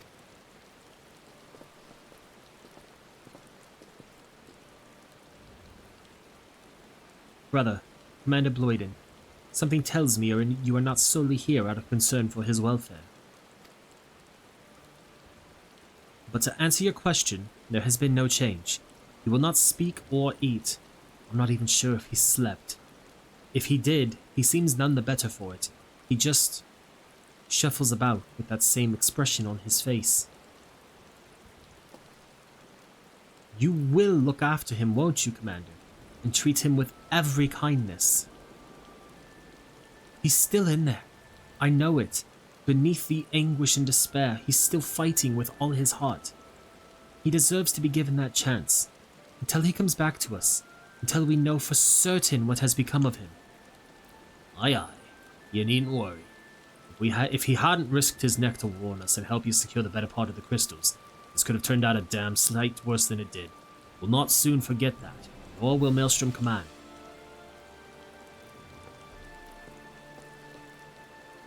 I'm so sorry, Gabu. I truly am. You should never have been made to. And I know I cannot possibly understand. Mayhap there is nothing I can do or say. The pain, the anger, the helplessness. Hold fast to the memories of better times. Remember them as they were.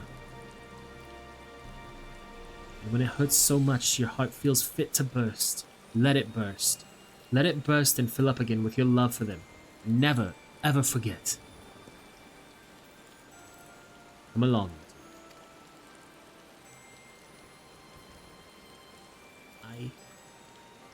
I will remember them. And you, Alice. Thank you.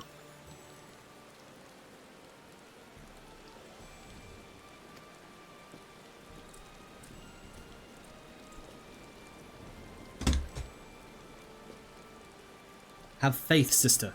Your words have reached him. In time, he will recover. Yeah, 2 expansions later. And those who orchestrated these events will be made to answer for their crimes.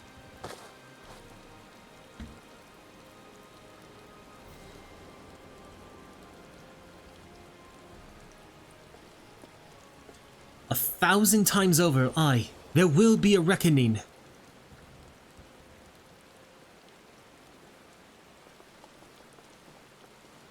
Agreed.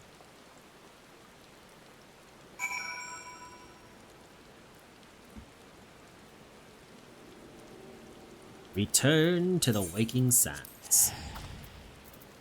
We are running out of veins. whatever shall we do? Alright, Urianger, you piece of shit, I got a fight to pick with you.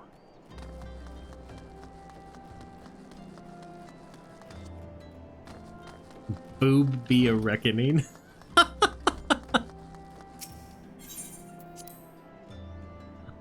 That's not what I said.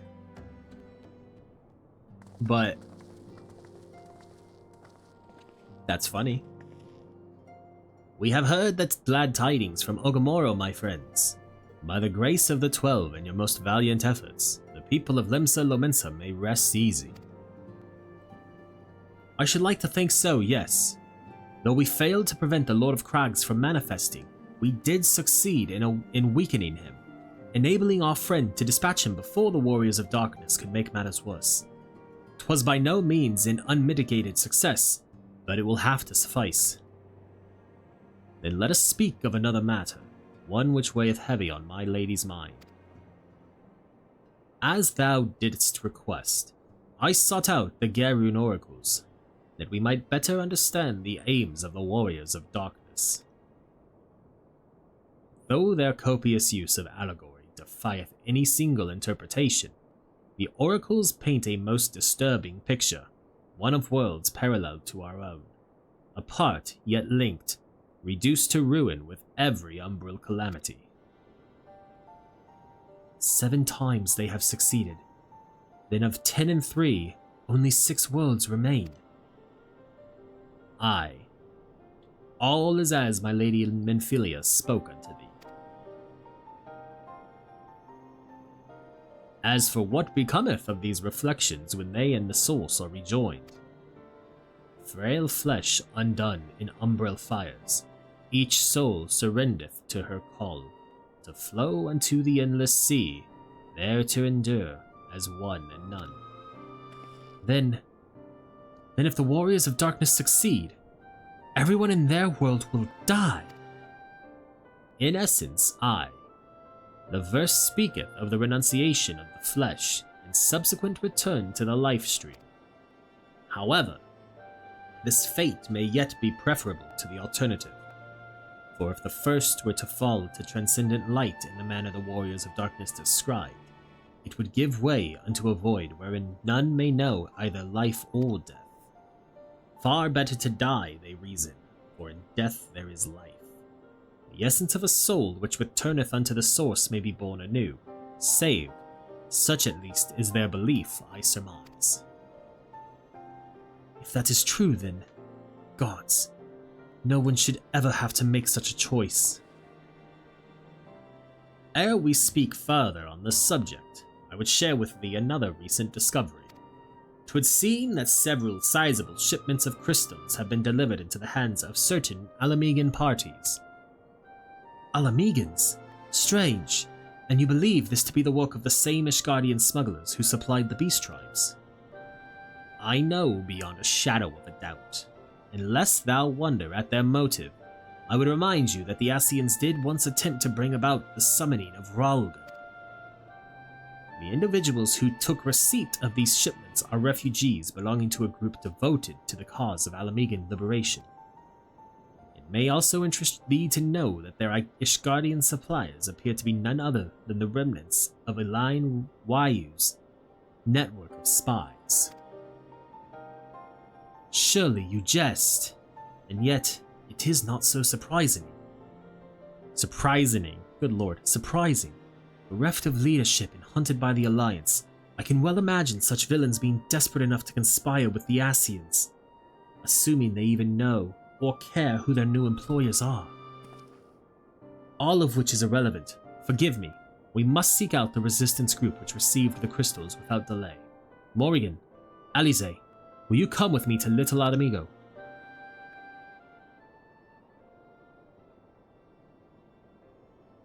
Yes, of course. I should like to hear what they have to say for themselves firsthand. May you ever walk in the light of the crystal. Urianger's voice is very hard for me to even try to imitate.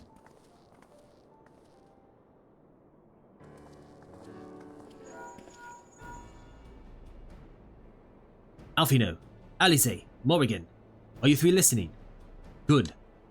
I have tidings. The Temple Knights raided the smuggler's warehouse less than an hour ago. A cursory interrogation of the prisoners yielded confirmation that they were in the employ of, and I hope you are sitting down, a man in black robes. Then you have them, and the crystals too. What few remained, regrettably, it would seem they dispatched one final shipment in the hours before we struck. 'Twas bound for Little Alamigo, we are told, where it will be received by members of a local resistance group.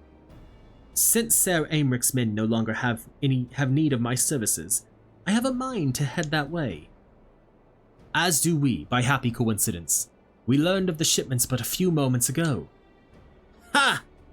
And there I was thinking I might finally be one step ahead of the Warrior of Light and her little helpers. Ah, wait a moment. There is more, and I defy you not to be surprised by this revelation. The leader of the Ishgardian smugglers was formerly in the employ of one Lion Wayu, the infamous Ivy herself. Once again, Thancred, I fear I must inform you that... Thancred, with whom else have you shared this information? About the smugglers? No one. As I think I mentioned, the raid was less than an hour ago. I was planning to contact Y'shtola next, but is there someone else you would have me notify first? No, there isn't. It's because she's realized she's put it together for sure. Urianger knows information that he shouldn't know. What the fuck? Oh snap. A certain Ayana Brightstone has logged in. What in the world has gotten into her? It is twice now that we have sought Urianger's aid, and twice she has treated him as if he were a stranger. The Archon was one of Grandfather's most dedicated pupils, and spent as much time at the Levieux estate as we did. He's practically a member of the family. Truth be told, I struggle to recall a day from my childhood when I did not see the three of them laughing together. If this continues, I may have to raise the matter. Later, though, Little Alamigo awaits.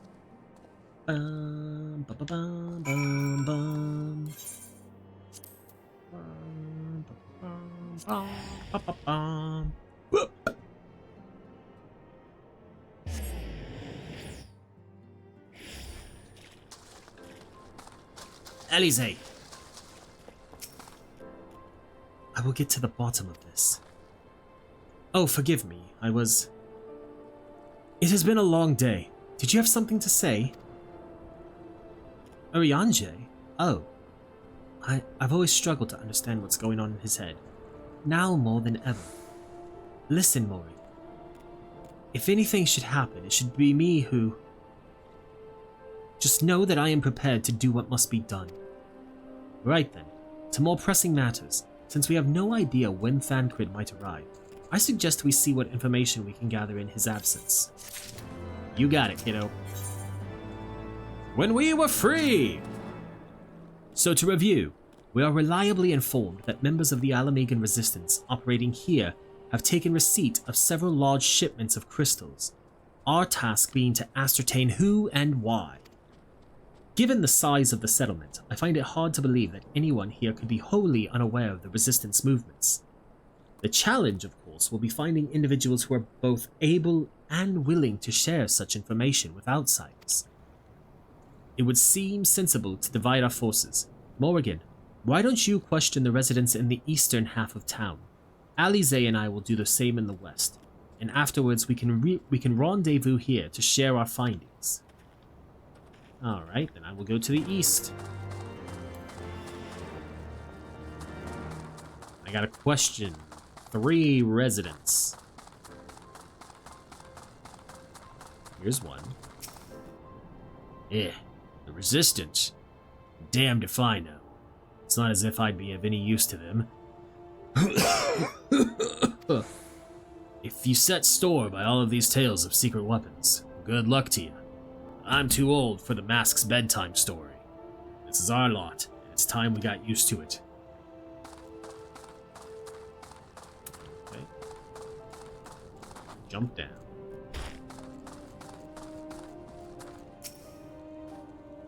Oh, let me guess. Come to join the fight, have you? No need to deny it, friend. You're not the first to answer the Griffin's call. While he's lit a fire in every Alamegan's heart, he's also inspired more than a few Uldons to pledge themselves to the cause.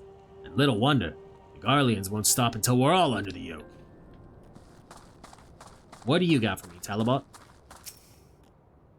I see you there going around asking questions, looking for the Griffin and his lot, I'll bet. Seems they're the talk of little Alamigo these days. Folks wondering what he's about. What he's got in store for the Garleans, and what's under that mask of his, of course. Some say he's hardly got a face, what with all the scars. Others reckon he's been marked for death by the Empire, and that they'd send a bloody legion if they knew he was here. Your guess is as good as mine.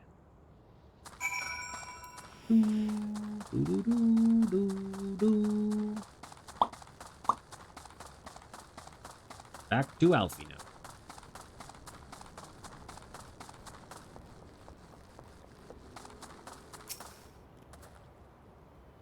I suppose I should ask what you learned, but I think I already know. This Griffin seems to be the leader of a newly formed faction within the Resistance, the Masks.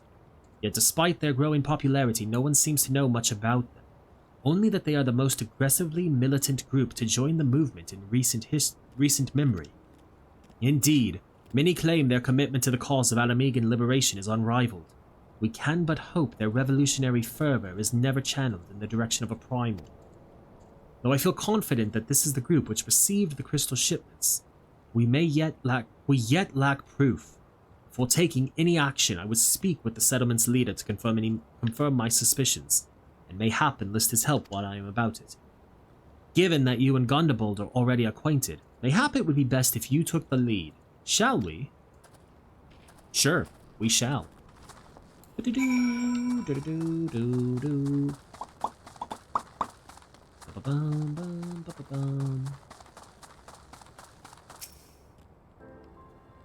Much as it pleases me to see you again, Morrighan, I cannot help but wonder if I should be worried. I hear you and yours have been asking questions. The Griffin? Aye, I know of him, as do we all. He and his masks have become a leading faction within the Resistance. Though there was suspicion at first, given his secretive ways, he quickly proved himself a charismatic and capable commander. Men are drawn to his passion and his vision. They truly believe that he has what it takes to lead them to victory. Even I cannot help but admire the man for what he's accomplished, but I have not forgotten Wilred. I was blind to the danger of his ambitions, and they were not. And you were not. The Griffin will soon deliver a speech to our people at the sunken Temple of Khan. Go and see him with your own eyes. Weigh his words with your own heart. How convenient. 'Tis but a pity Thancred is not here to join us. You two go on ahead. I shall stay behind and wait for him. Okay.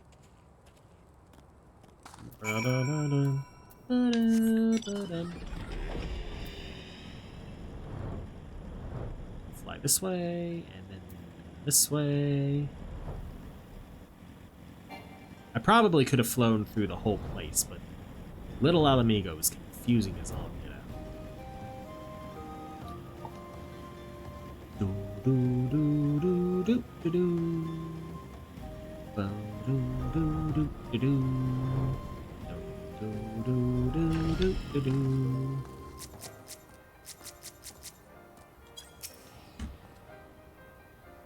Has it begun already? I hear voices coming from within.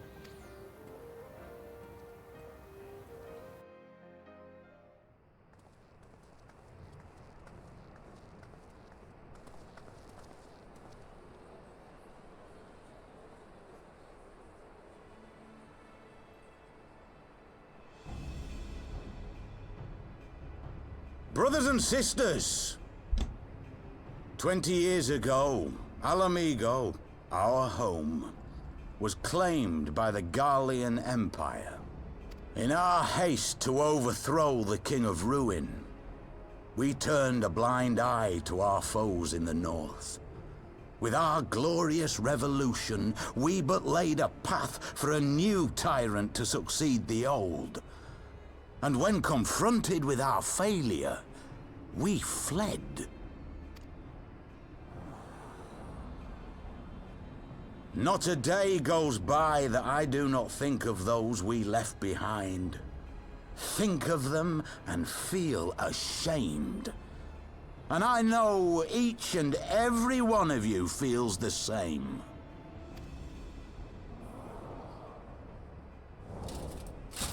We abandoned them, our own flesh and blood, to labor till their backs gave in and their breath gave out, building the twisted steel ramparts which now mar our once majestic mountains. We abandoned them, the brave and true, to fight and die for their country, or worse, to be conscripted and sent off to rob another poor bastard of his home. We abandoned them, the meek and powerless, to bow and scrape when the Garleans pass, to sully themselves that they might live to see another day of misery. The Black Wolf may be dead, but a new Imperial Viceroy reigns in Alamigo now. A beast, not a fraction as merciful. You all know the Eorzean Alliance will do naught to oppose him. For all their promises and platitudes, they will not act if there's no profit in it. Only we can free our brothers and sisters from the Empire's tyranny, my friends. Only we have the courage to stand and fight. They have imprisoned us. They have enslaved us, and they have murdered us. But no more! Blood demands blood, and the Garleans shall pay for every drop they have spilt upon our lands. This I promise you, for we have a power within us, my friends. A power befitting our pride, our righteousness. Only join us, and we shall grant you the means to unleash it, and together we shall see the Alamigan standard raised over the mountains of Gia Arbania once more!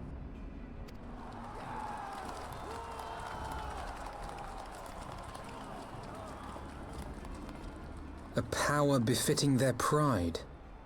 Not at all ominous, that. Wait, is that...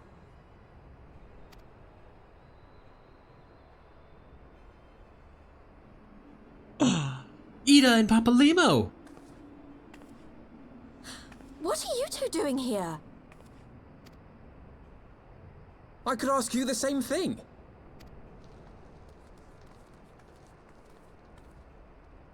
Well, this is quite the surprise.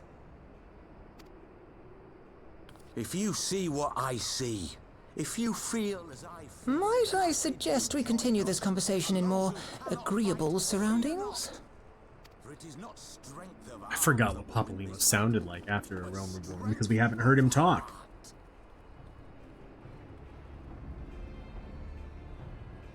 Do we seriously just walk into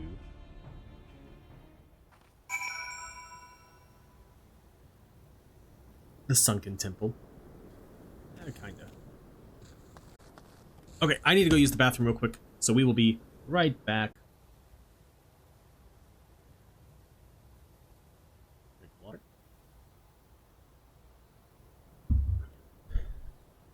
Let's talk. Alphy, no.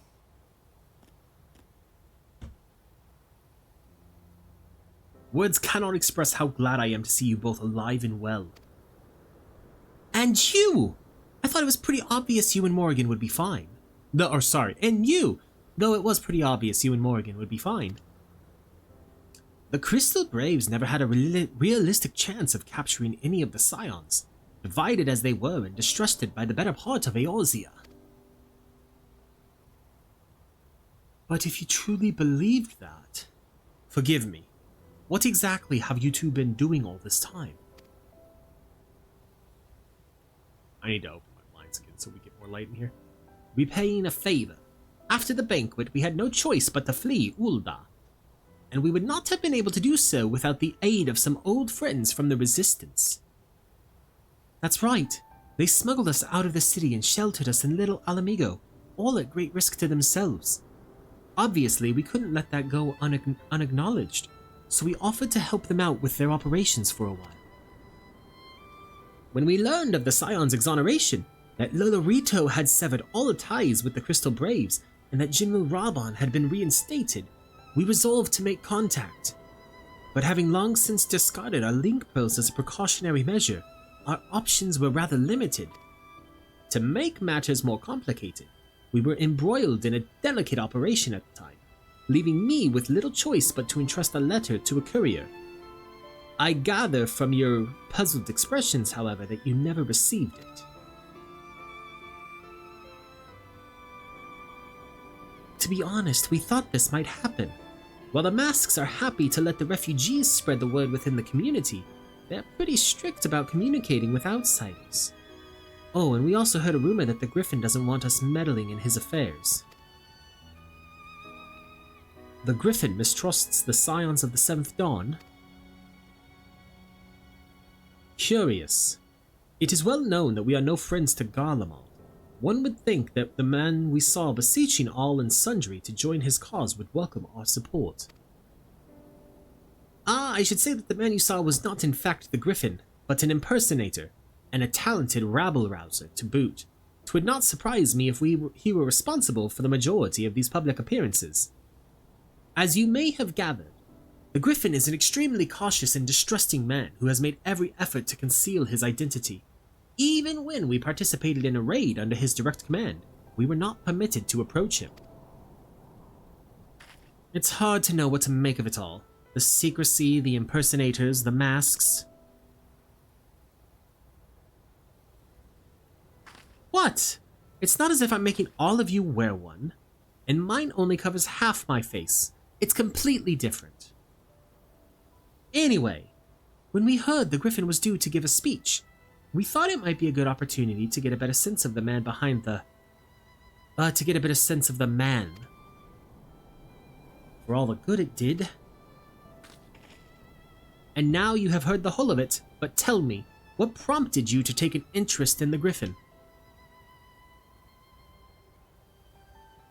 Summoning? You're not serious. I can't believe it. The Resistance would never even entertain such a ridiculous plan. But the Griffin, well, the man is an enigma. I cannot say with any confidence what he would or would not do. What I can say, however, is that the speech we heard today was not the first to make reference to a power capable of defeating the Empire. The masks have made many such claims of late, I confess. I had assumed it to be mere bluster, but in the context of the shipments of which you spoke, it is not impossible that they are alluding to a primal. Whatever it is, we'll find out together, and if anyone tries to stop us, they'll answer to me. Indeed. That is, assuming you'll have us. Of course. Okay.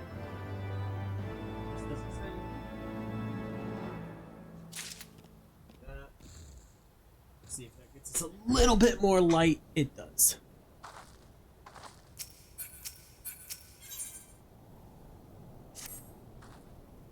If, as you suspect, the Griffin is indeed plotting to summon a primal, we must needs obtain confirmation while there is yet time to act.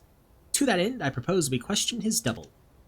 Given his role as the group's de facto mouthpiece, I should not be surprised if he were one of the Griffin's closest associates.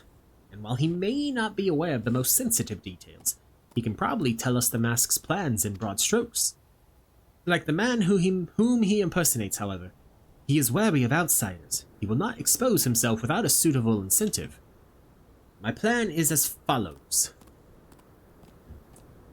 You and Alphino will pose as adventurers fallen on hard times, inspired by his words to take up arms for a noble cause. Ida and I, as members of the Resistance, will recount tales of your past achievements and testify as to your usefulness in your struggles ahead.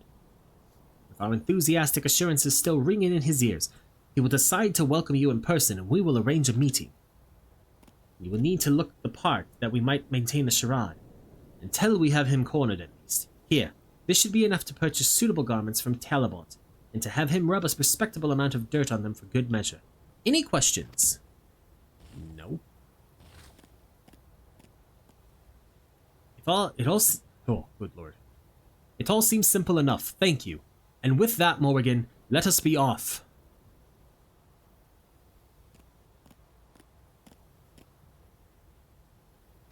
I thought I had pressed the button. Turns out I had not. Let us return to Little Alamigo.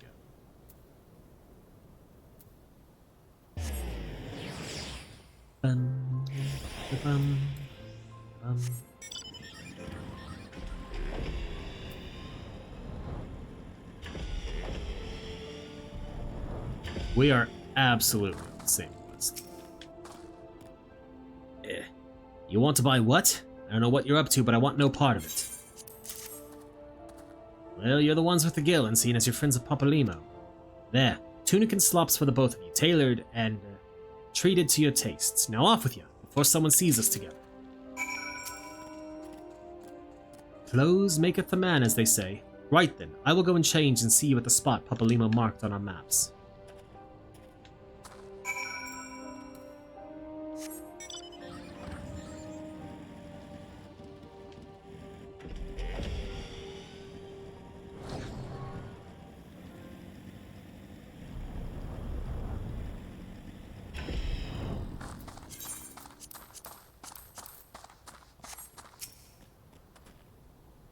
Well, look at us, a pair of down-at-heel adventurers seeking a chance to recapture past glories. Yes, this should suffice. And now we play the waiting game.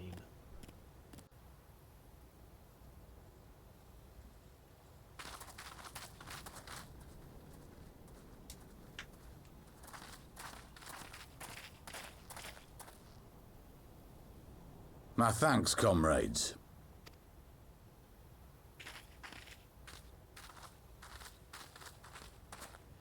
Welcome back in, Dr. Shrew. You must be the esteemed adventurers of whom I've heard so much. I understand you have taken an interest in our cause.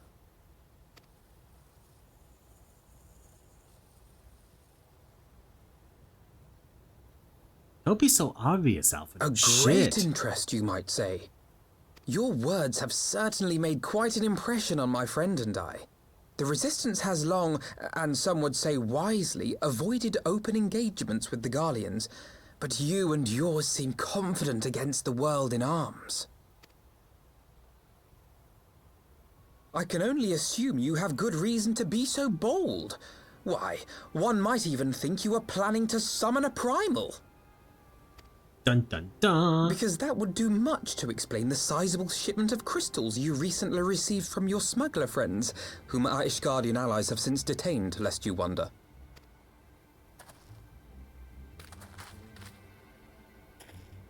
I'd like to hear more about the Griffin.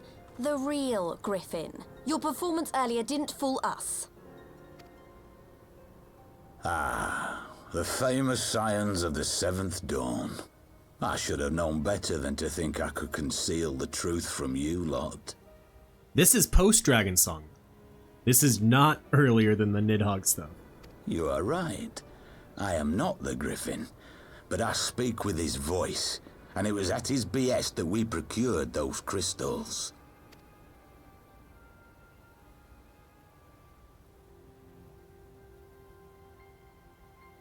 You are wrong, however, if you think that we procured them to summon a primal.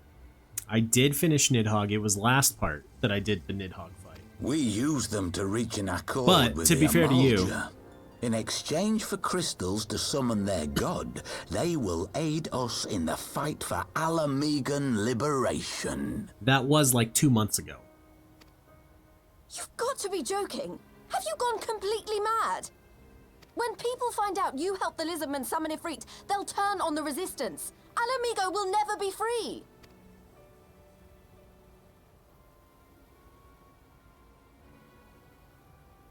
This isn't a fairy tale, girl. We don't have the luxury to play at being honorable heroes. It's because the likes of you wouldn't sully your saintly hands that Alamigo's been under the yoke for the past 20 years. But the Griffin won't stand for it, and neither will we. We're ready to do whatever it takes.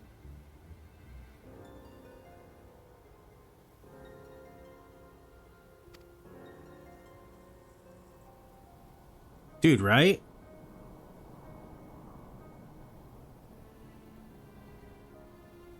What proof do you have of this arrangement with the Emulger? And someone's got to do it. Aside from a lack of crystals, none. But the beastmen have a great big pile of the things if you fancy looking. You might want to hurry, though. It'll not be long before they summon their god. Search our camp if you don't believe me. We have naught to hide.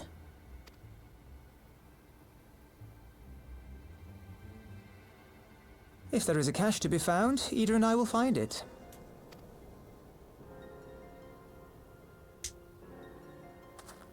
Then let us be off. Are you perchance the Warrior of Light? No shit.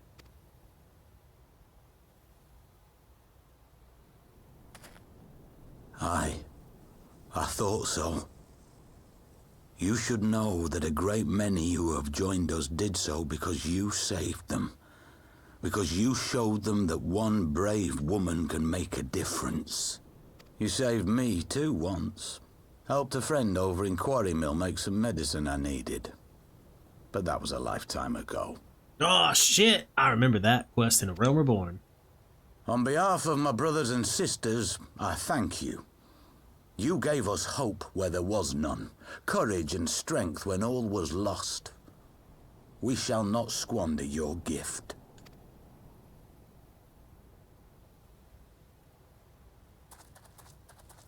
Dude was ready to die. Convinced himself it was for the best. I know that look, Ida, and I do not like it. You cannot seriously be contemplating taking up arms with that band of cutthroats. I just...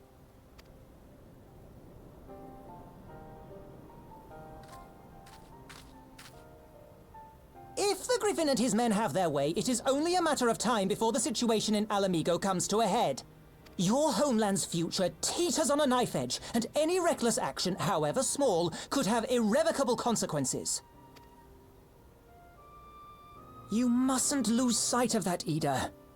When the time comes, we must all make our choices, but we must do so in full possession of the facts.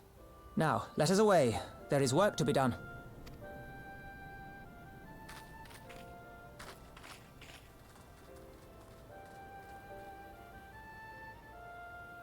So all of the Scions have their tattoo on their neck, except for Urianger, who has it on his face, and Moonbrita, who had it on her thigh.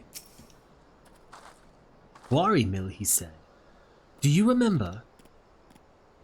Forgive me. You cannot be expected to recall every name and face, and besides, it's not as if it matters. I have long admired how you live in the present, how you focus on the problems at hand and always keep moving forward. So let us keep moving forward together, Morrighan. We must find and secure those crystals. This is no time for looking back.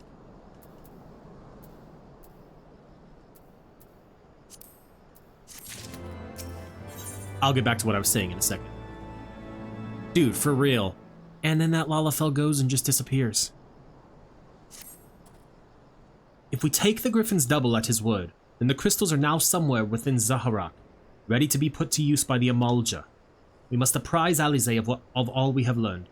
I will join you I will join you both in Little Alamigo after I have changed.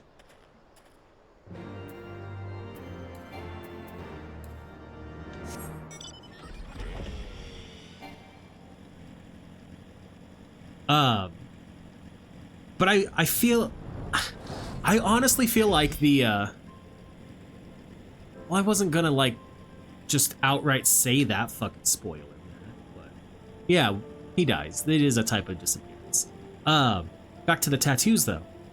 I feel like they all, when they were getting them, were, like, fucking with Urianger, and they were like, yeah, we're just... Go get it on your face. We're all gonna get it somewhere on our... upper body. And then he walks out with it on his face and they all laugh because they have it on their necks.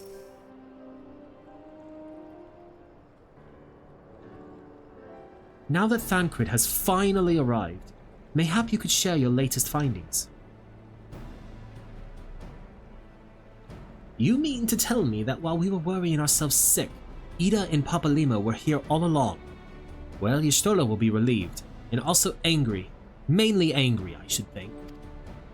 As for the crystals, what choice do we have? We cannot very well leave them in the hands of the Amalja.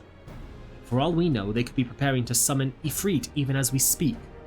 We must make for Zaharak without delay. Agreed. If there is naught else to discuss, let us depart at once.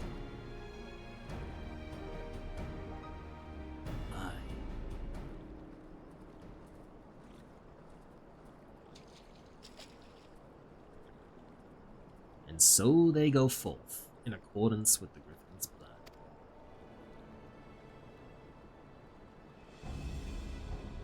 The players gather to assume their marks on a stage wreathed in flame. Ere long the curtain shall rise, and the drama of which I am author, gods forgive me, shall at last be performed. Naught else remaineth, save to stand at the ready, and pray that the chance is seized, for never shall we know its like again. Bum bum bum bum bum.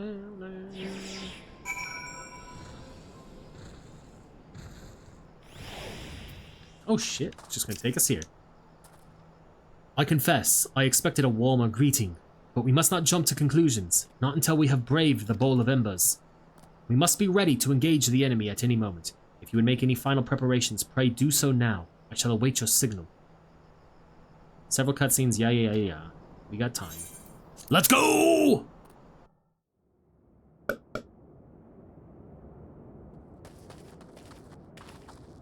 This isn't right. The Amalja would never leave this place so poorly guarded.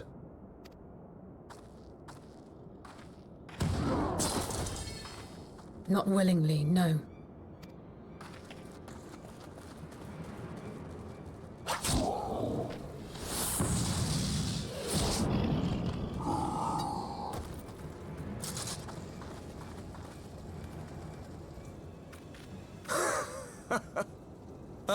The saviors of Eorzea. Slow as ever. Fuck out of here, Arbert. By the 12, will you never learn? You know, you're right. Mayhap it is time for a change of tack. Killing primals, tormenting beastmen, hastening the birth of a new god. It's all a bit much, isn't it? And frankly, we don't have the leisure to do it. But killing the warrior of light, on the other hand, that would soon plunge Eorzea into chaos. One life for one world. A fair exchange. Wouldn't you agree?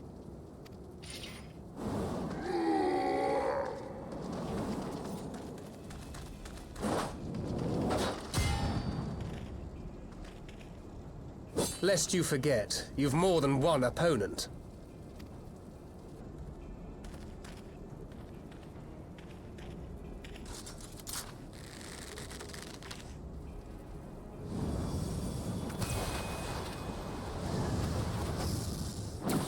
Carbuncle! Defend me! How come we don't get to do any cool, like, combo attacks like that? I sense you will offer more than mere target practice, unlike your sister. Alize!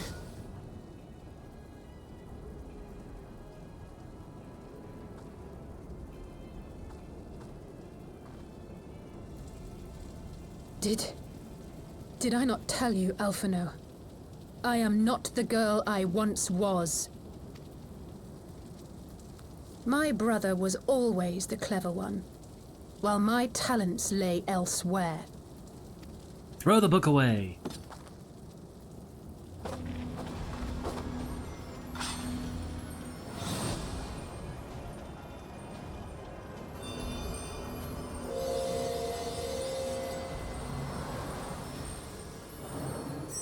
Become the red mage you were meant to be.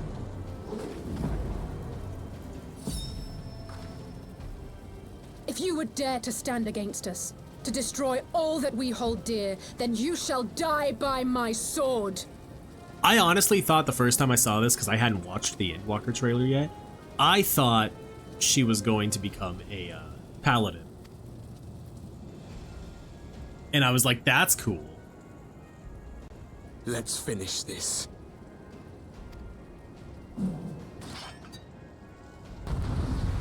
Oh.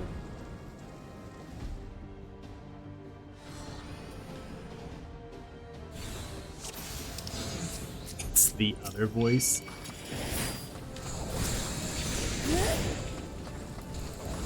Get everyone's aggro.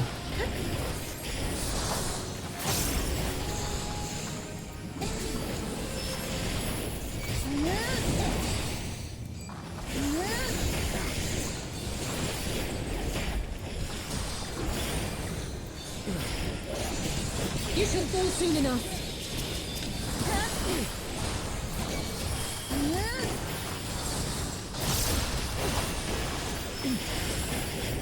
There's no escape!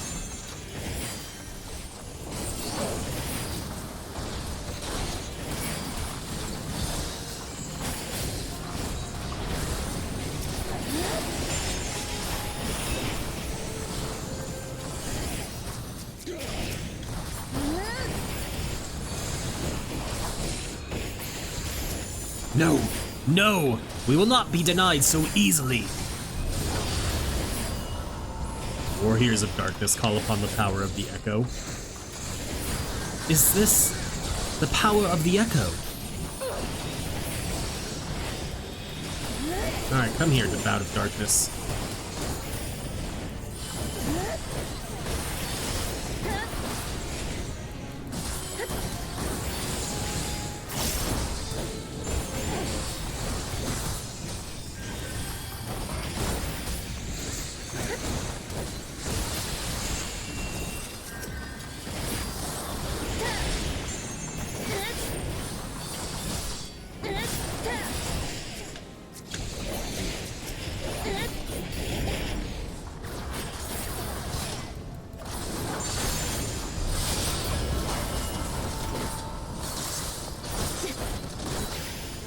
Again they rise! Have these warriors no limit? No more games! That is how you spell his name, by the way. Oh no! Gods damn it! I can't break free! I don't know what the fuck that accent was for Thancred. I apologize. Because that was bad. It ends now.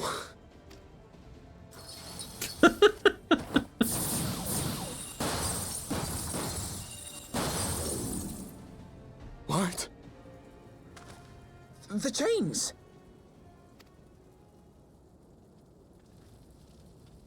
You snake! You would betray us as well? He that holdeth fast unto his convictions shall never count betrayal amongst his crimes, though all the world may call him villain. My path is unchanged, my creed sacrosanct. This I believe with all my heart. But say, warrior of darkness, and speak true, what dost thou believe? That rendering up the souls of thy world in service to the rejoining will grant it salvation? Nay. Dude, 100%. I still don't trust him. Also, in hindsight, I don't know how I never thought that this was Urianger. By the 12! Urianger!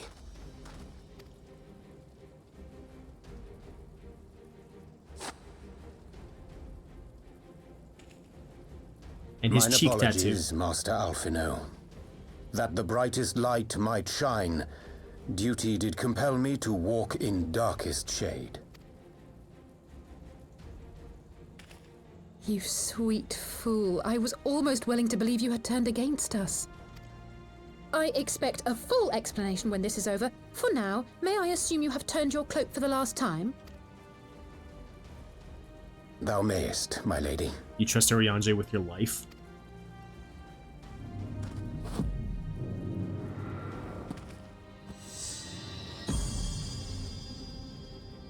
By thy leave.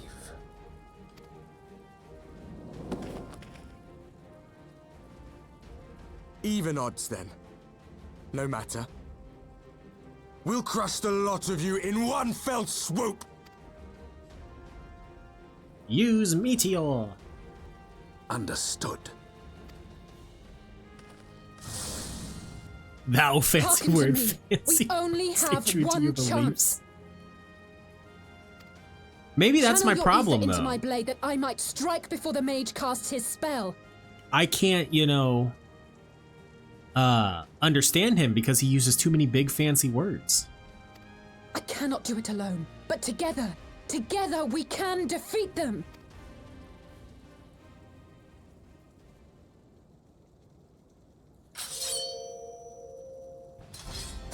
All right, so we got to channel our ether. Make ready! They come!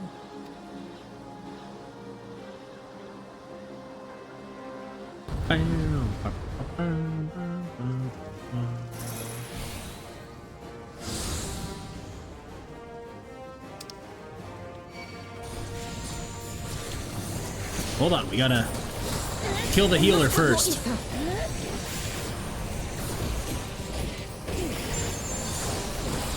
Go to her, Morrighan. We will deal with the others.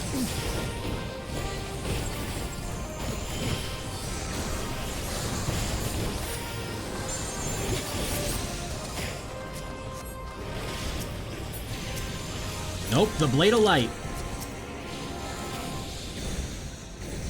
Hurry, Morrighan. Give me your ether. The ether! It's not enough! Caution, Morrighan. You mustn't channel so much at once.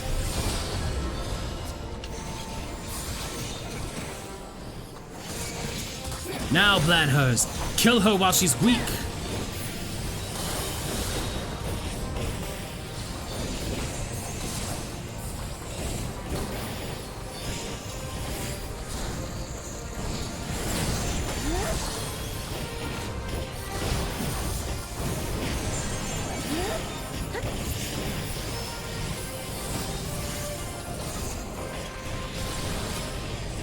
Unto her blade we render our ether, that fortune may favor us this day.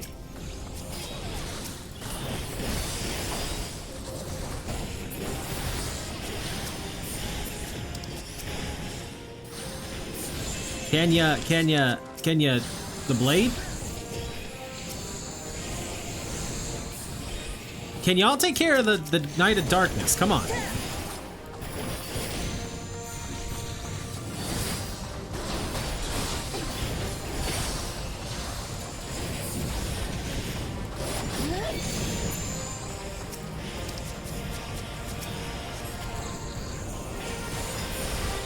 God damn it.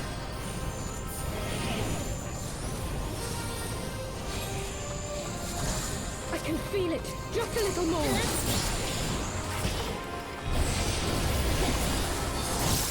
This is making you miss the story a lot? Good. This has gone on long enough. Dramo, kill the girl. Morrighan, the ranger, you must stop her. My favorite of Ardbert's companions. Dude, I'm really hoping we get the teaser trailer. I'll crush you!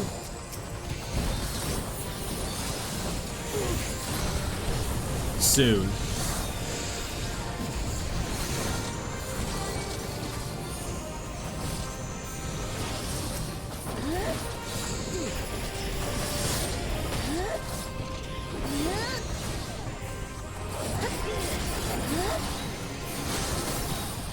I know, but it'll be okay.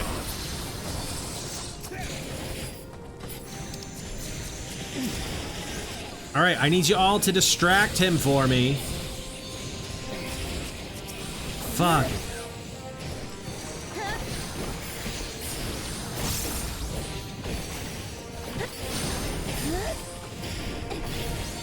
Sorry, Ardbert, I gotta do it.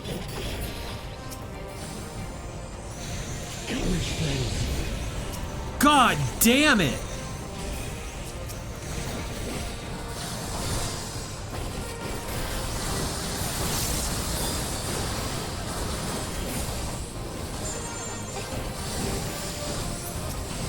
Alright, now that someone else has his aggro.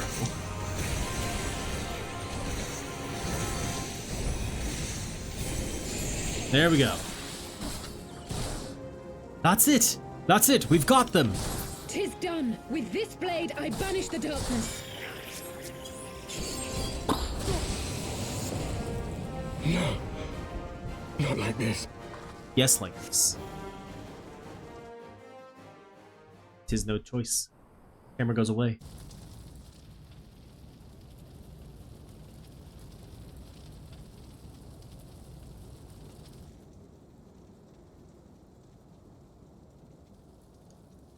Yeah, but they're trying to kill you to do it.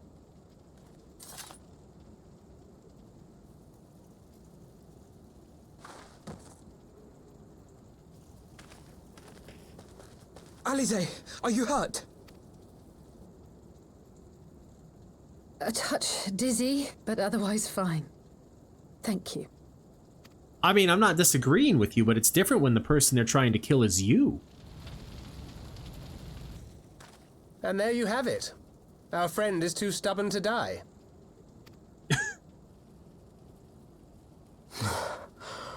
We are far from finished.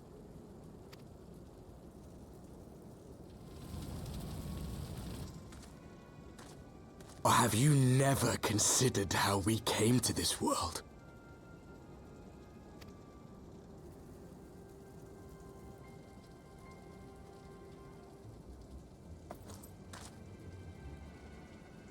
Crystals? You mean, like the Ascians? Just so. As the Ascians flee unto the rift twixt planes with crystals of darkness, so did these warriors come hither with crystals of light.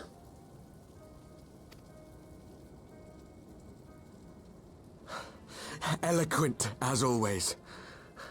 Aye, like the Ascians, we too are beyond death. You cannot defeat that which is eternal.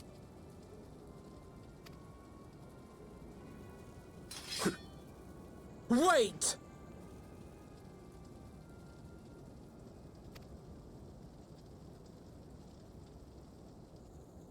Such methods as the Ascians employ require the renunciation of the flesh. You would have had to...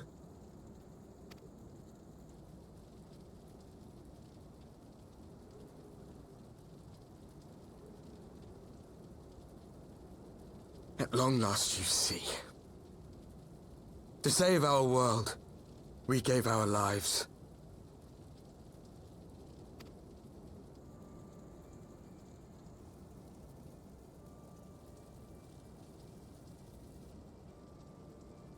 We were just adventurers trying to make our way. An odd job here, a favor there. We never aspired to be warriors of light. But word of our deeds spread, and soon people were calling us heroes. They placed their hopes and dreams on our shoulders, and bid us fight for all that was good and right.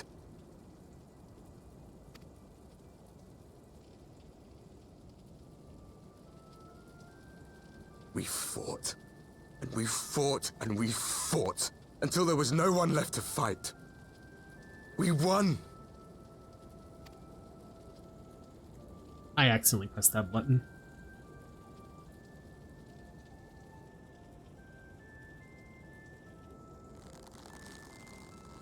We did everything right! Everything that was asked of us, and still it came to this! You of all people should understand.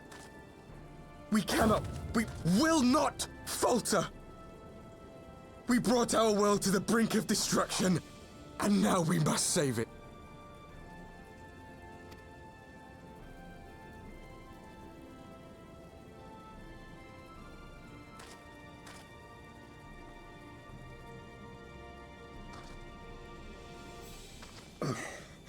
I've died before, Arbet. I'm not afraid to die again. At least we're all dying together. This is the cutscene that made me like the Warriors of Darkness, because I was like, alright. No matter how many times we fall, we must rise and carry on the fight for those we left behind.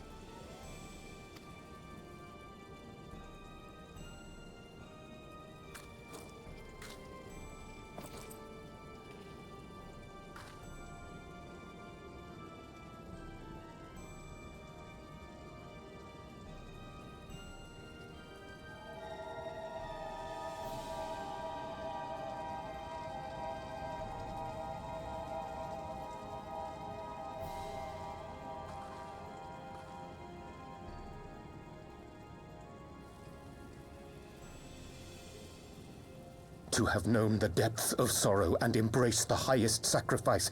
Nonetheless, Master Louis-Soix, guide my hand, I pray you, as fate's thread spinneth upon this most capricious spindle. Quickly!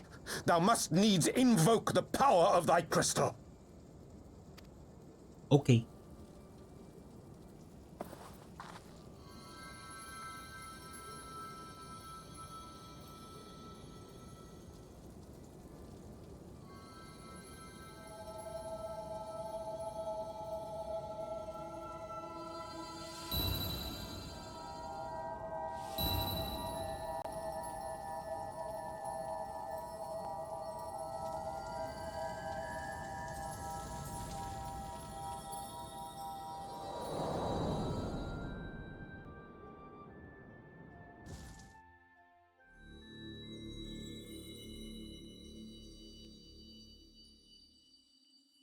Dude, Heidelin is the real enemy here. Honestly. People just aren't ready to have that conversation. She's the true BBEG. Such pain. Such sorrow. Oh, my dear children. It can't be. And now it's Other Bay.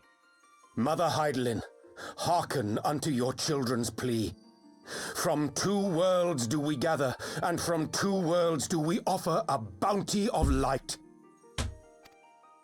In this desperate hour we do beseech your intercession. We beg an audience with the word of the mother, with your chosen Minfilia.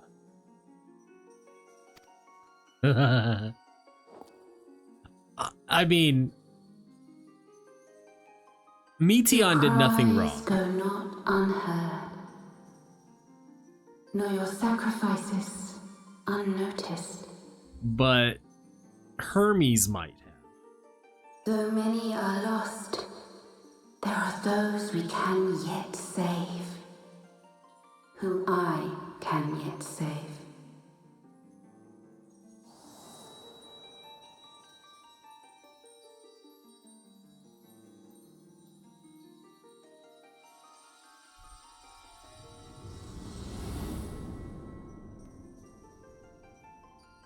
Minfilia.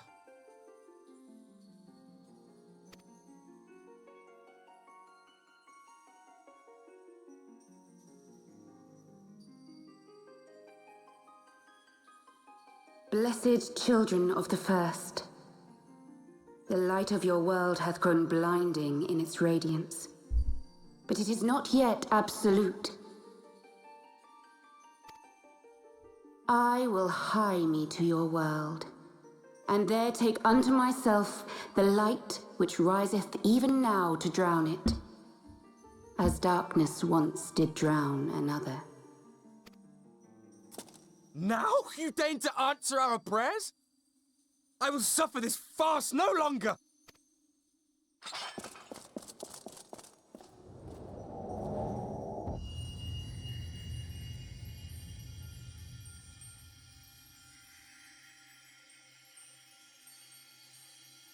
As the Ascians must serve as instruments of Zodiac's will, so too must others carry out the will of Heidelin. But for the boon you have granted her, she has grown strong enough to set me free, that I might serve as her emissary. Your suffering, your sacrifice, Your supplications. She has heard all. We will not let the first fall to light.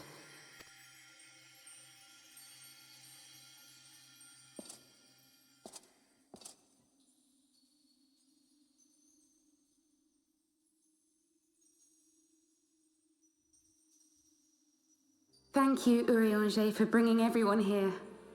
It fills my heart with joy to look upon the faces of my friends once more. In taking you unto her bosom, I knew that Hydaelyn had bequeathed to you a sliver of her grace, granting you strength long sought.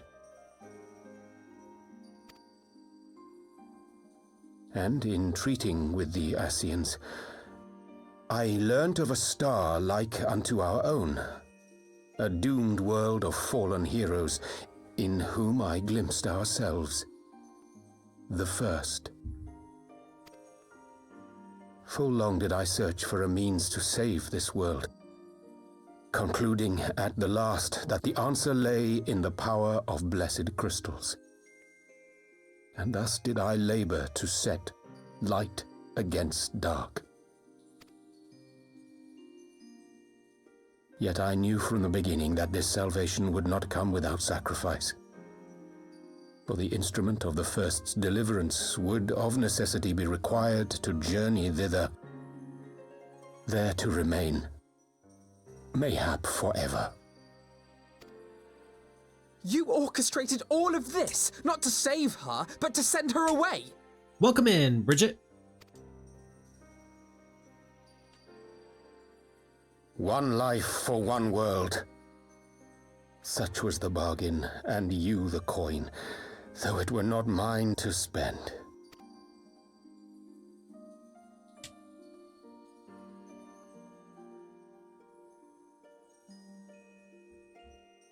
Have we not walked together in the light of the crystal, and at her bidding borne witness to the joys and sorrows of this land? Each and every one of you knows my heart. If this be the price I must pay, I pay it gladly. You would go alone, then? Don't worry, buddy. Give it an expansion. You'll be My dearest there. Thancred, you who have ever watched over me, I am truly grateful for all you have done on my behalf, as would my father be. Your kindness, your compassion, your love. These are your gifts to me, and our gifts to them, forming a bond which transcends time and space.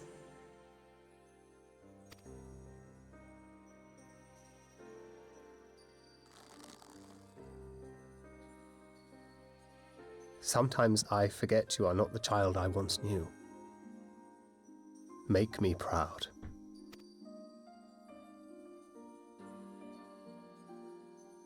Long have I watched you from Hydaelyn's side, watched as you nurtured and kept safe the light of the dawn.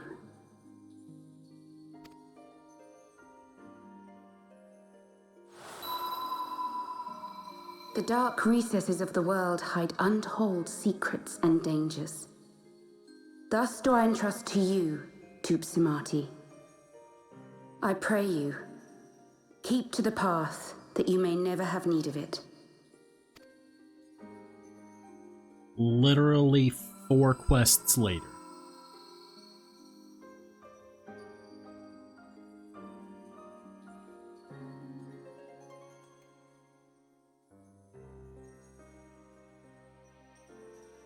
Twould seem the power of our crystals is all but spent.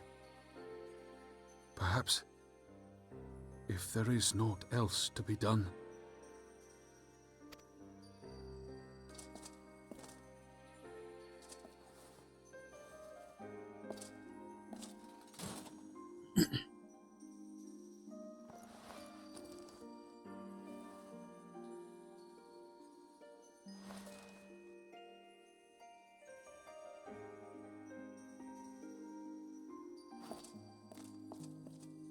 Hear me, servant of Hydaelyn.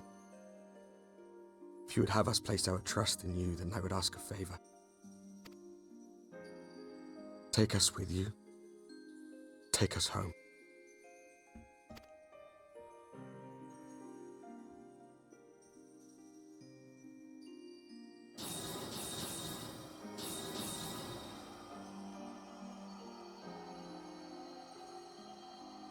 And then immediately We were blind to sacrifice. the truth once, so I tell you this, as one fool to another.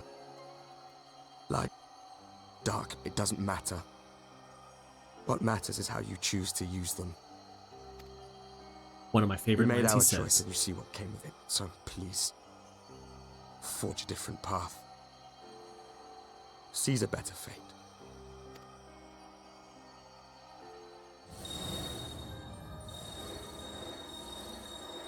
Yeah, take them back to the first and then immediately sacrifice all of them but Ardbert. And leave Ardbert to suffer alone. As a It is ghost. a strange feeling. So many times have I watched you depart, my heart filled with worry. And ever did you return to me in triumph. Someday, when I have found a way to free this star from her sorrow, I promise you I shall repay the favor.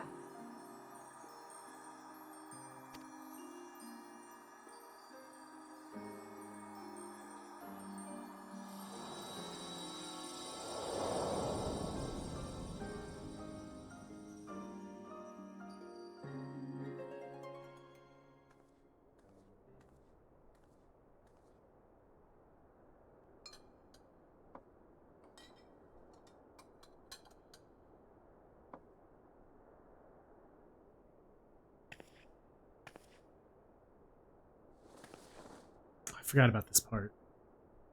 Thank you, Lemmy, for everything.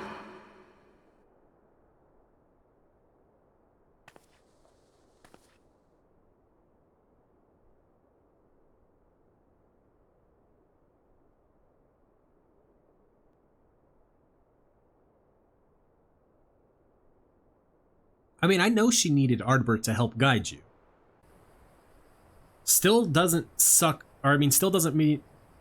It doesn't mean it doesn't suck for him.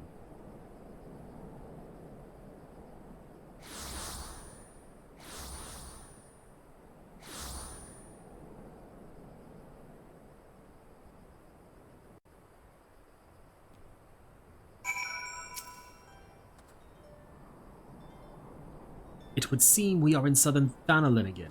Minfilia's doing no doubt. May the 12 speed her on her way, and the warriors of darkness too. I cannot help but wonder what awaits those wayward souls. If they gave their lives in order to travel to the source, then in returning to the first would they not? But mayhap that was their wish.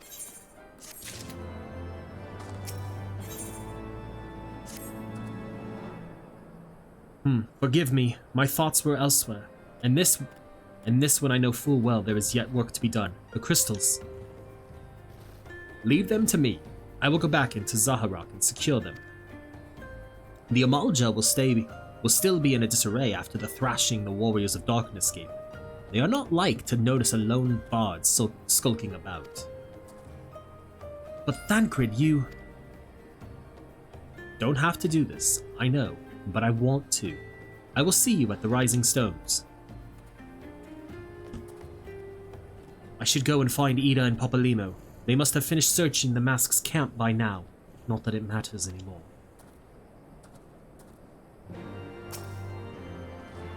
You must be tired, Morrighan. I know I am. If thou wilt permit me, my lady, I would ask a question.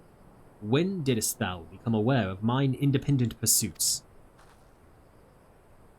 When I saw you meeting with the Warrior of Darkness and the Ascian in white at the Great Library. The Great Gubal Library. I tried not to think the worst. You've never been one to confide in others, so I knew that even were your intentions pure, you would not share your plans with us until you felt the time was right. But I cannot deny that a part of me feared you had simply betrayed us.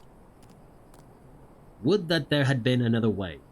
Know that I took no pleasure in deceiving thee, and that these sins will forever weigh heavy on my heart. I understand why you did what you did, that you but sought to achieve the greatest good while inflicting the least harm.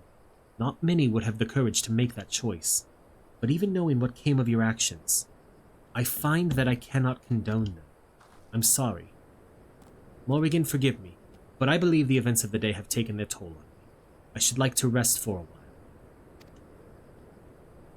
If thou will grant me leave, I would gladly escort thee unto a refuge of thine own choosing. Once my lady hath regained her strength, we shall rejoin thee at the Rising Stones. Until then, warrior of light.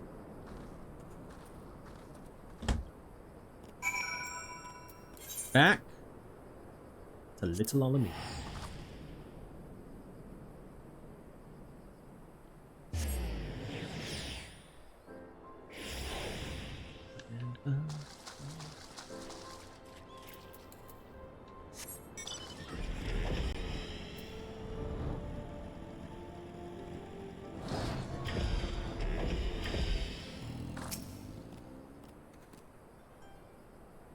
Thanks for staying while you could, Bridget. I appreciate it. Have a good rest of the day at work. Well met, Morrighan.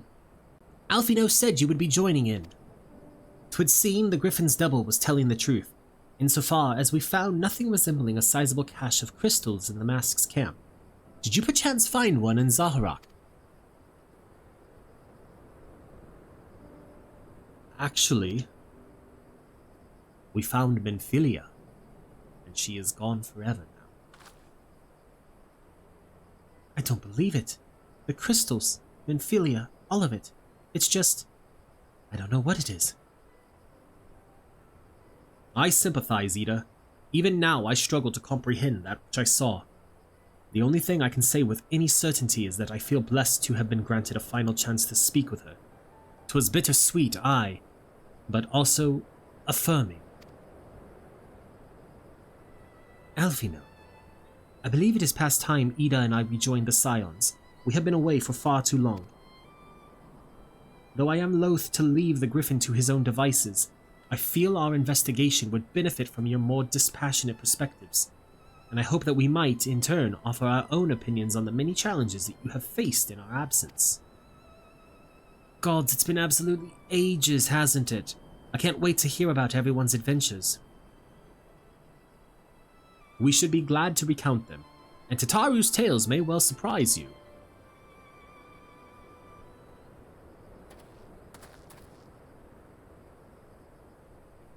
Ida? Ida! Rhalgr be praised, it is you! Ida, alive and standing before me here, in the flesh. I can hardly believe my eyes.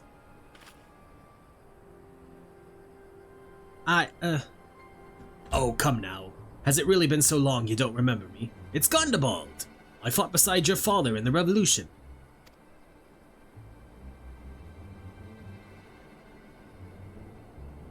Do not think less of her, friends. It's been 20 years since the occupation sent us our separate ways. But the Resistance were always welcome in Alamigo. They gave us hope, and young Ida most of all. Aye, Ida here was always full of fire, even the first to volunteer for a mission.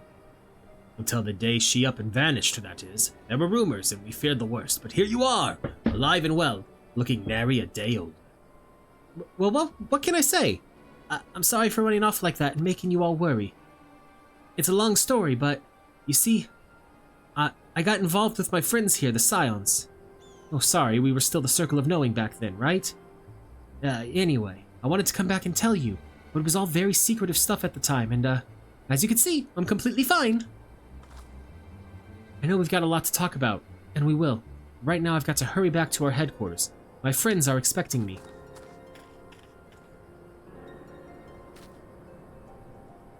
Pray forgive her. It has been a very long day for us all. I promise we will visit again at the first opportunity. Let us return to the Rising Stones.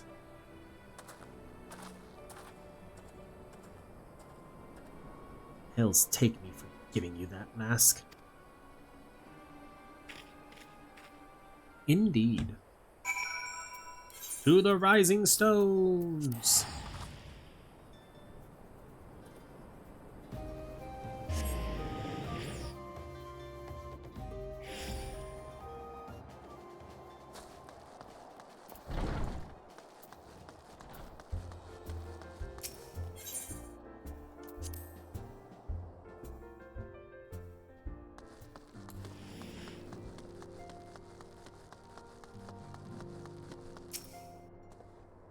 Welcome home, Morrighan. I trust your journey was uneventful. You will be pleased to hear that Thancred has secured the crystals. He sent word a short while ago. Once he has delivered them safely into the Temple Knight's care, he will rejoin us here and we will declare this matter officially resolved. While awaiting your arrival, I took the opportunity to contact Y'shtola and Kryl and briefed them on all that has occurred. I also requested that they return to the Rising Stones at their earliest convenience. Now that our lost friends have been found, it would seem meet to discuss the future.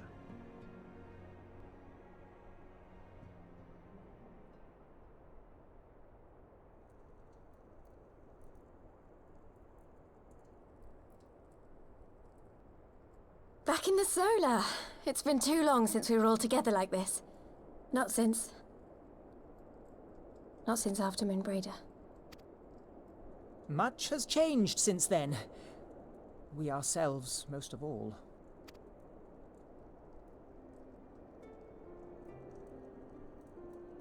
Though not all who were lost could be gathered here today, we may take comfort in the knowledge that those who are not are carrying on the fight. While I am grateful to our friends in the north for their hospitality, it isn't half good to be back. But, as Papalima rightly said, much has changed since we last stood here. The Scions of the Seventh Dawn are not as they once were, nor should we be. Our travels in the north brought us into contact with a host of fine and generous people, and their selfless deeds serve to show me that it is not lofty causes that should inform our actions, but our hearts. And I hope that the Scions might continue in this manner, as individuals driven by individual principles. Provided we all sincerely desire to work towards Eorzea's salvation, I believe the paths we follow to achieve it need not, and should not, be dictated by any single ideal. Companions bound by a common purpose, free to go whither they will. The idea is not without merit. Very well. I shall resume my research of the primals and the elder gods of Eorzea. Should anyone have need of my findings, you need only ask. I should be glad of your continued assistance. Well, my main purpose in coming here was to see the signs of the Seventh Dawn restored and my dear friend found. Nevertheless, having involved myself in your struggles, I feel compelled to see them through to the bitter end. For Minfilia's sake. No objections here, Kryl. We would welcome. You will always be welcome here, Kryl.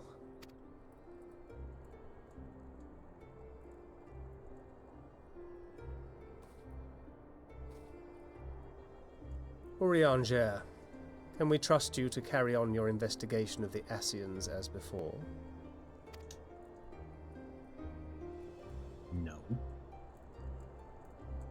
Regardless of mine own desires, I am undeserving of your trust, having so villainously deceived you all. Agreed. Now, I'll hear no more of that. 'Twould be disrespectful of Minfilia's wishes. She entrusted matters here to us, that we might protect this star and understand the truth which hides at her heart. Mayhap I can handle the former, but I think you far better suited to the latter. No?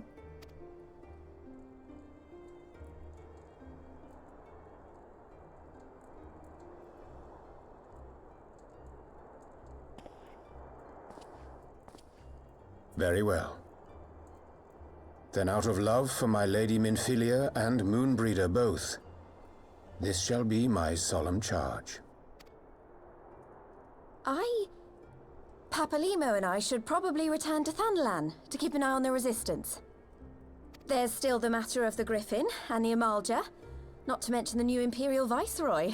That little lot must be worthy of our attention, right?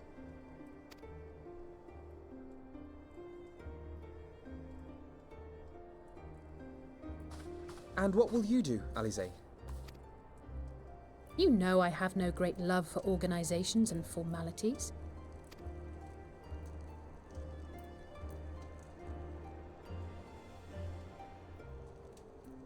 That being said, This new approach you propose is not wholly objectionable, and we've always got her to keep us from bickering.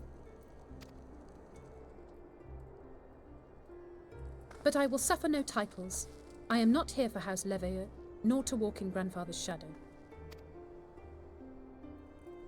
Upon that point, we see eye to eye. If it please you, you may think of me as but another comrade in arms.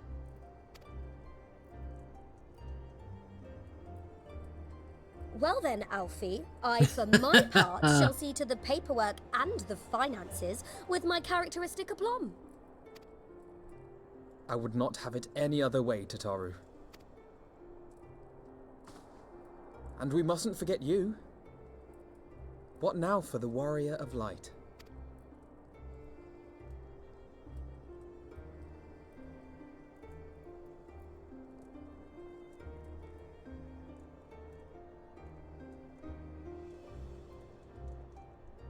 I must go back to trying to find my sister. A new adventure, what else the road goes ever on. Strive for those we have lost, for those we can yet save. No, a new adventure, what else?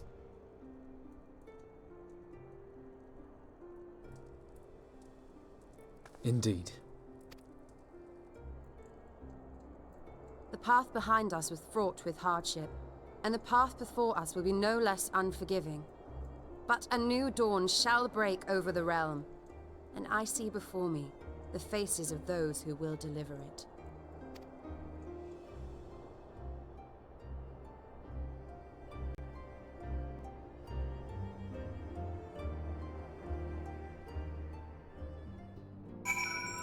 Bum, bum, bum.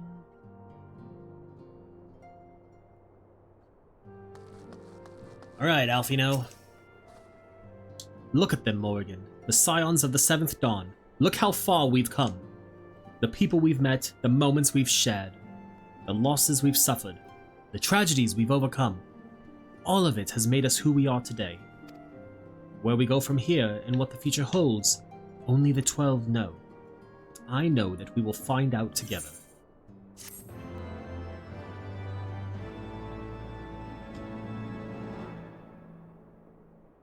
Previously.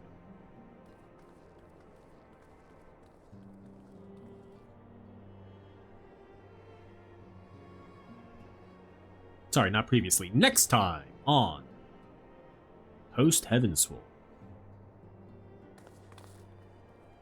One world's heroes are another world's villains. One world's loss, another world's gain. Where men go as one, there is life. And where there is life,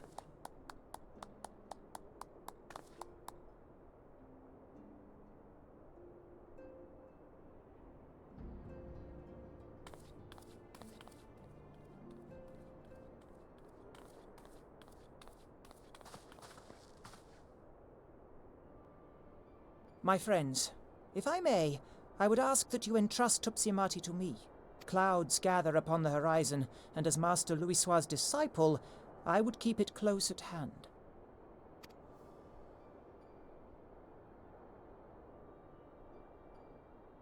I see no reason not to. Just don't be getting any ideas.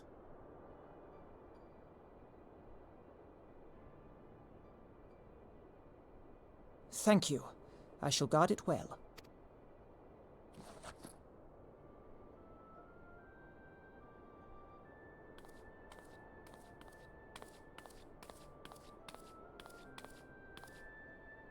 There is cause to hope.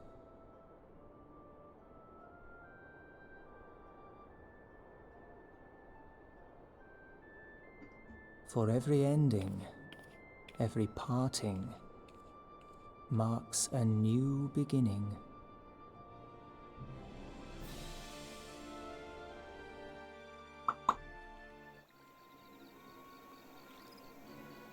Here we have the grip.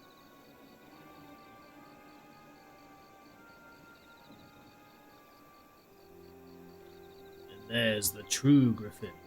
Schloppe. Well done, brother. You may resume your normal duties and rejoin the others. The coming battle shall be our greatest yet. and I intend to stand with you all on that glorious day.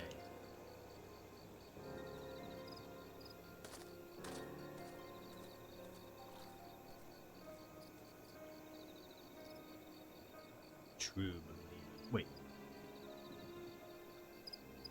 True believers are so readily led.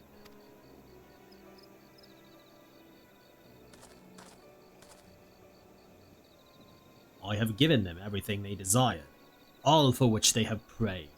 I doubt you can say the same for your pawns. Get what you wanted then. Was it all worth it in the end? There were some unexpected developments, but they were ultimately to our advantage.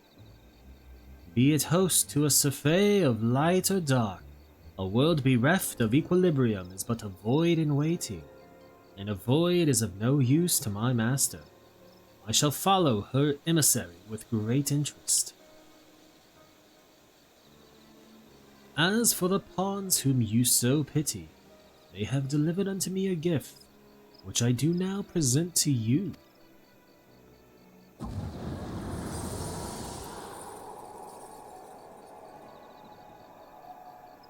Dun dun dun! Nidhogg's eyes. The eyes of Nidhogg. Many were the candidates considered, but by your deeds you have proven yourself the most deserving.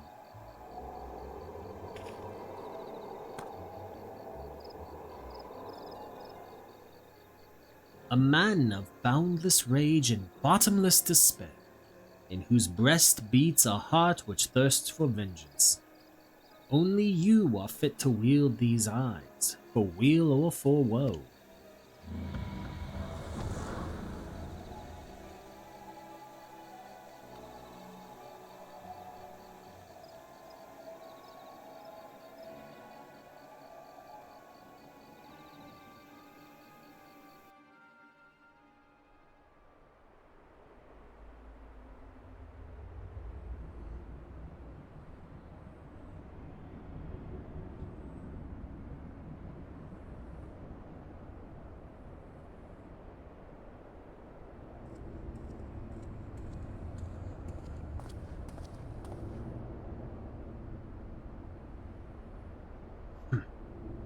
So it was here all along.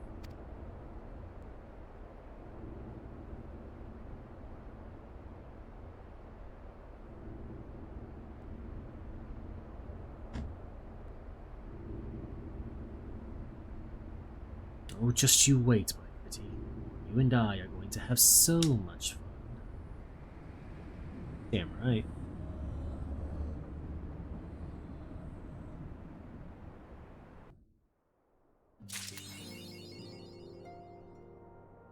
Alright.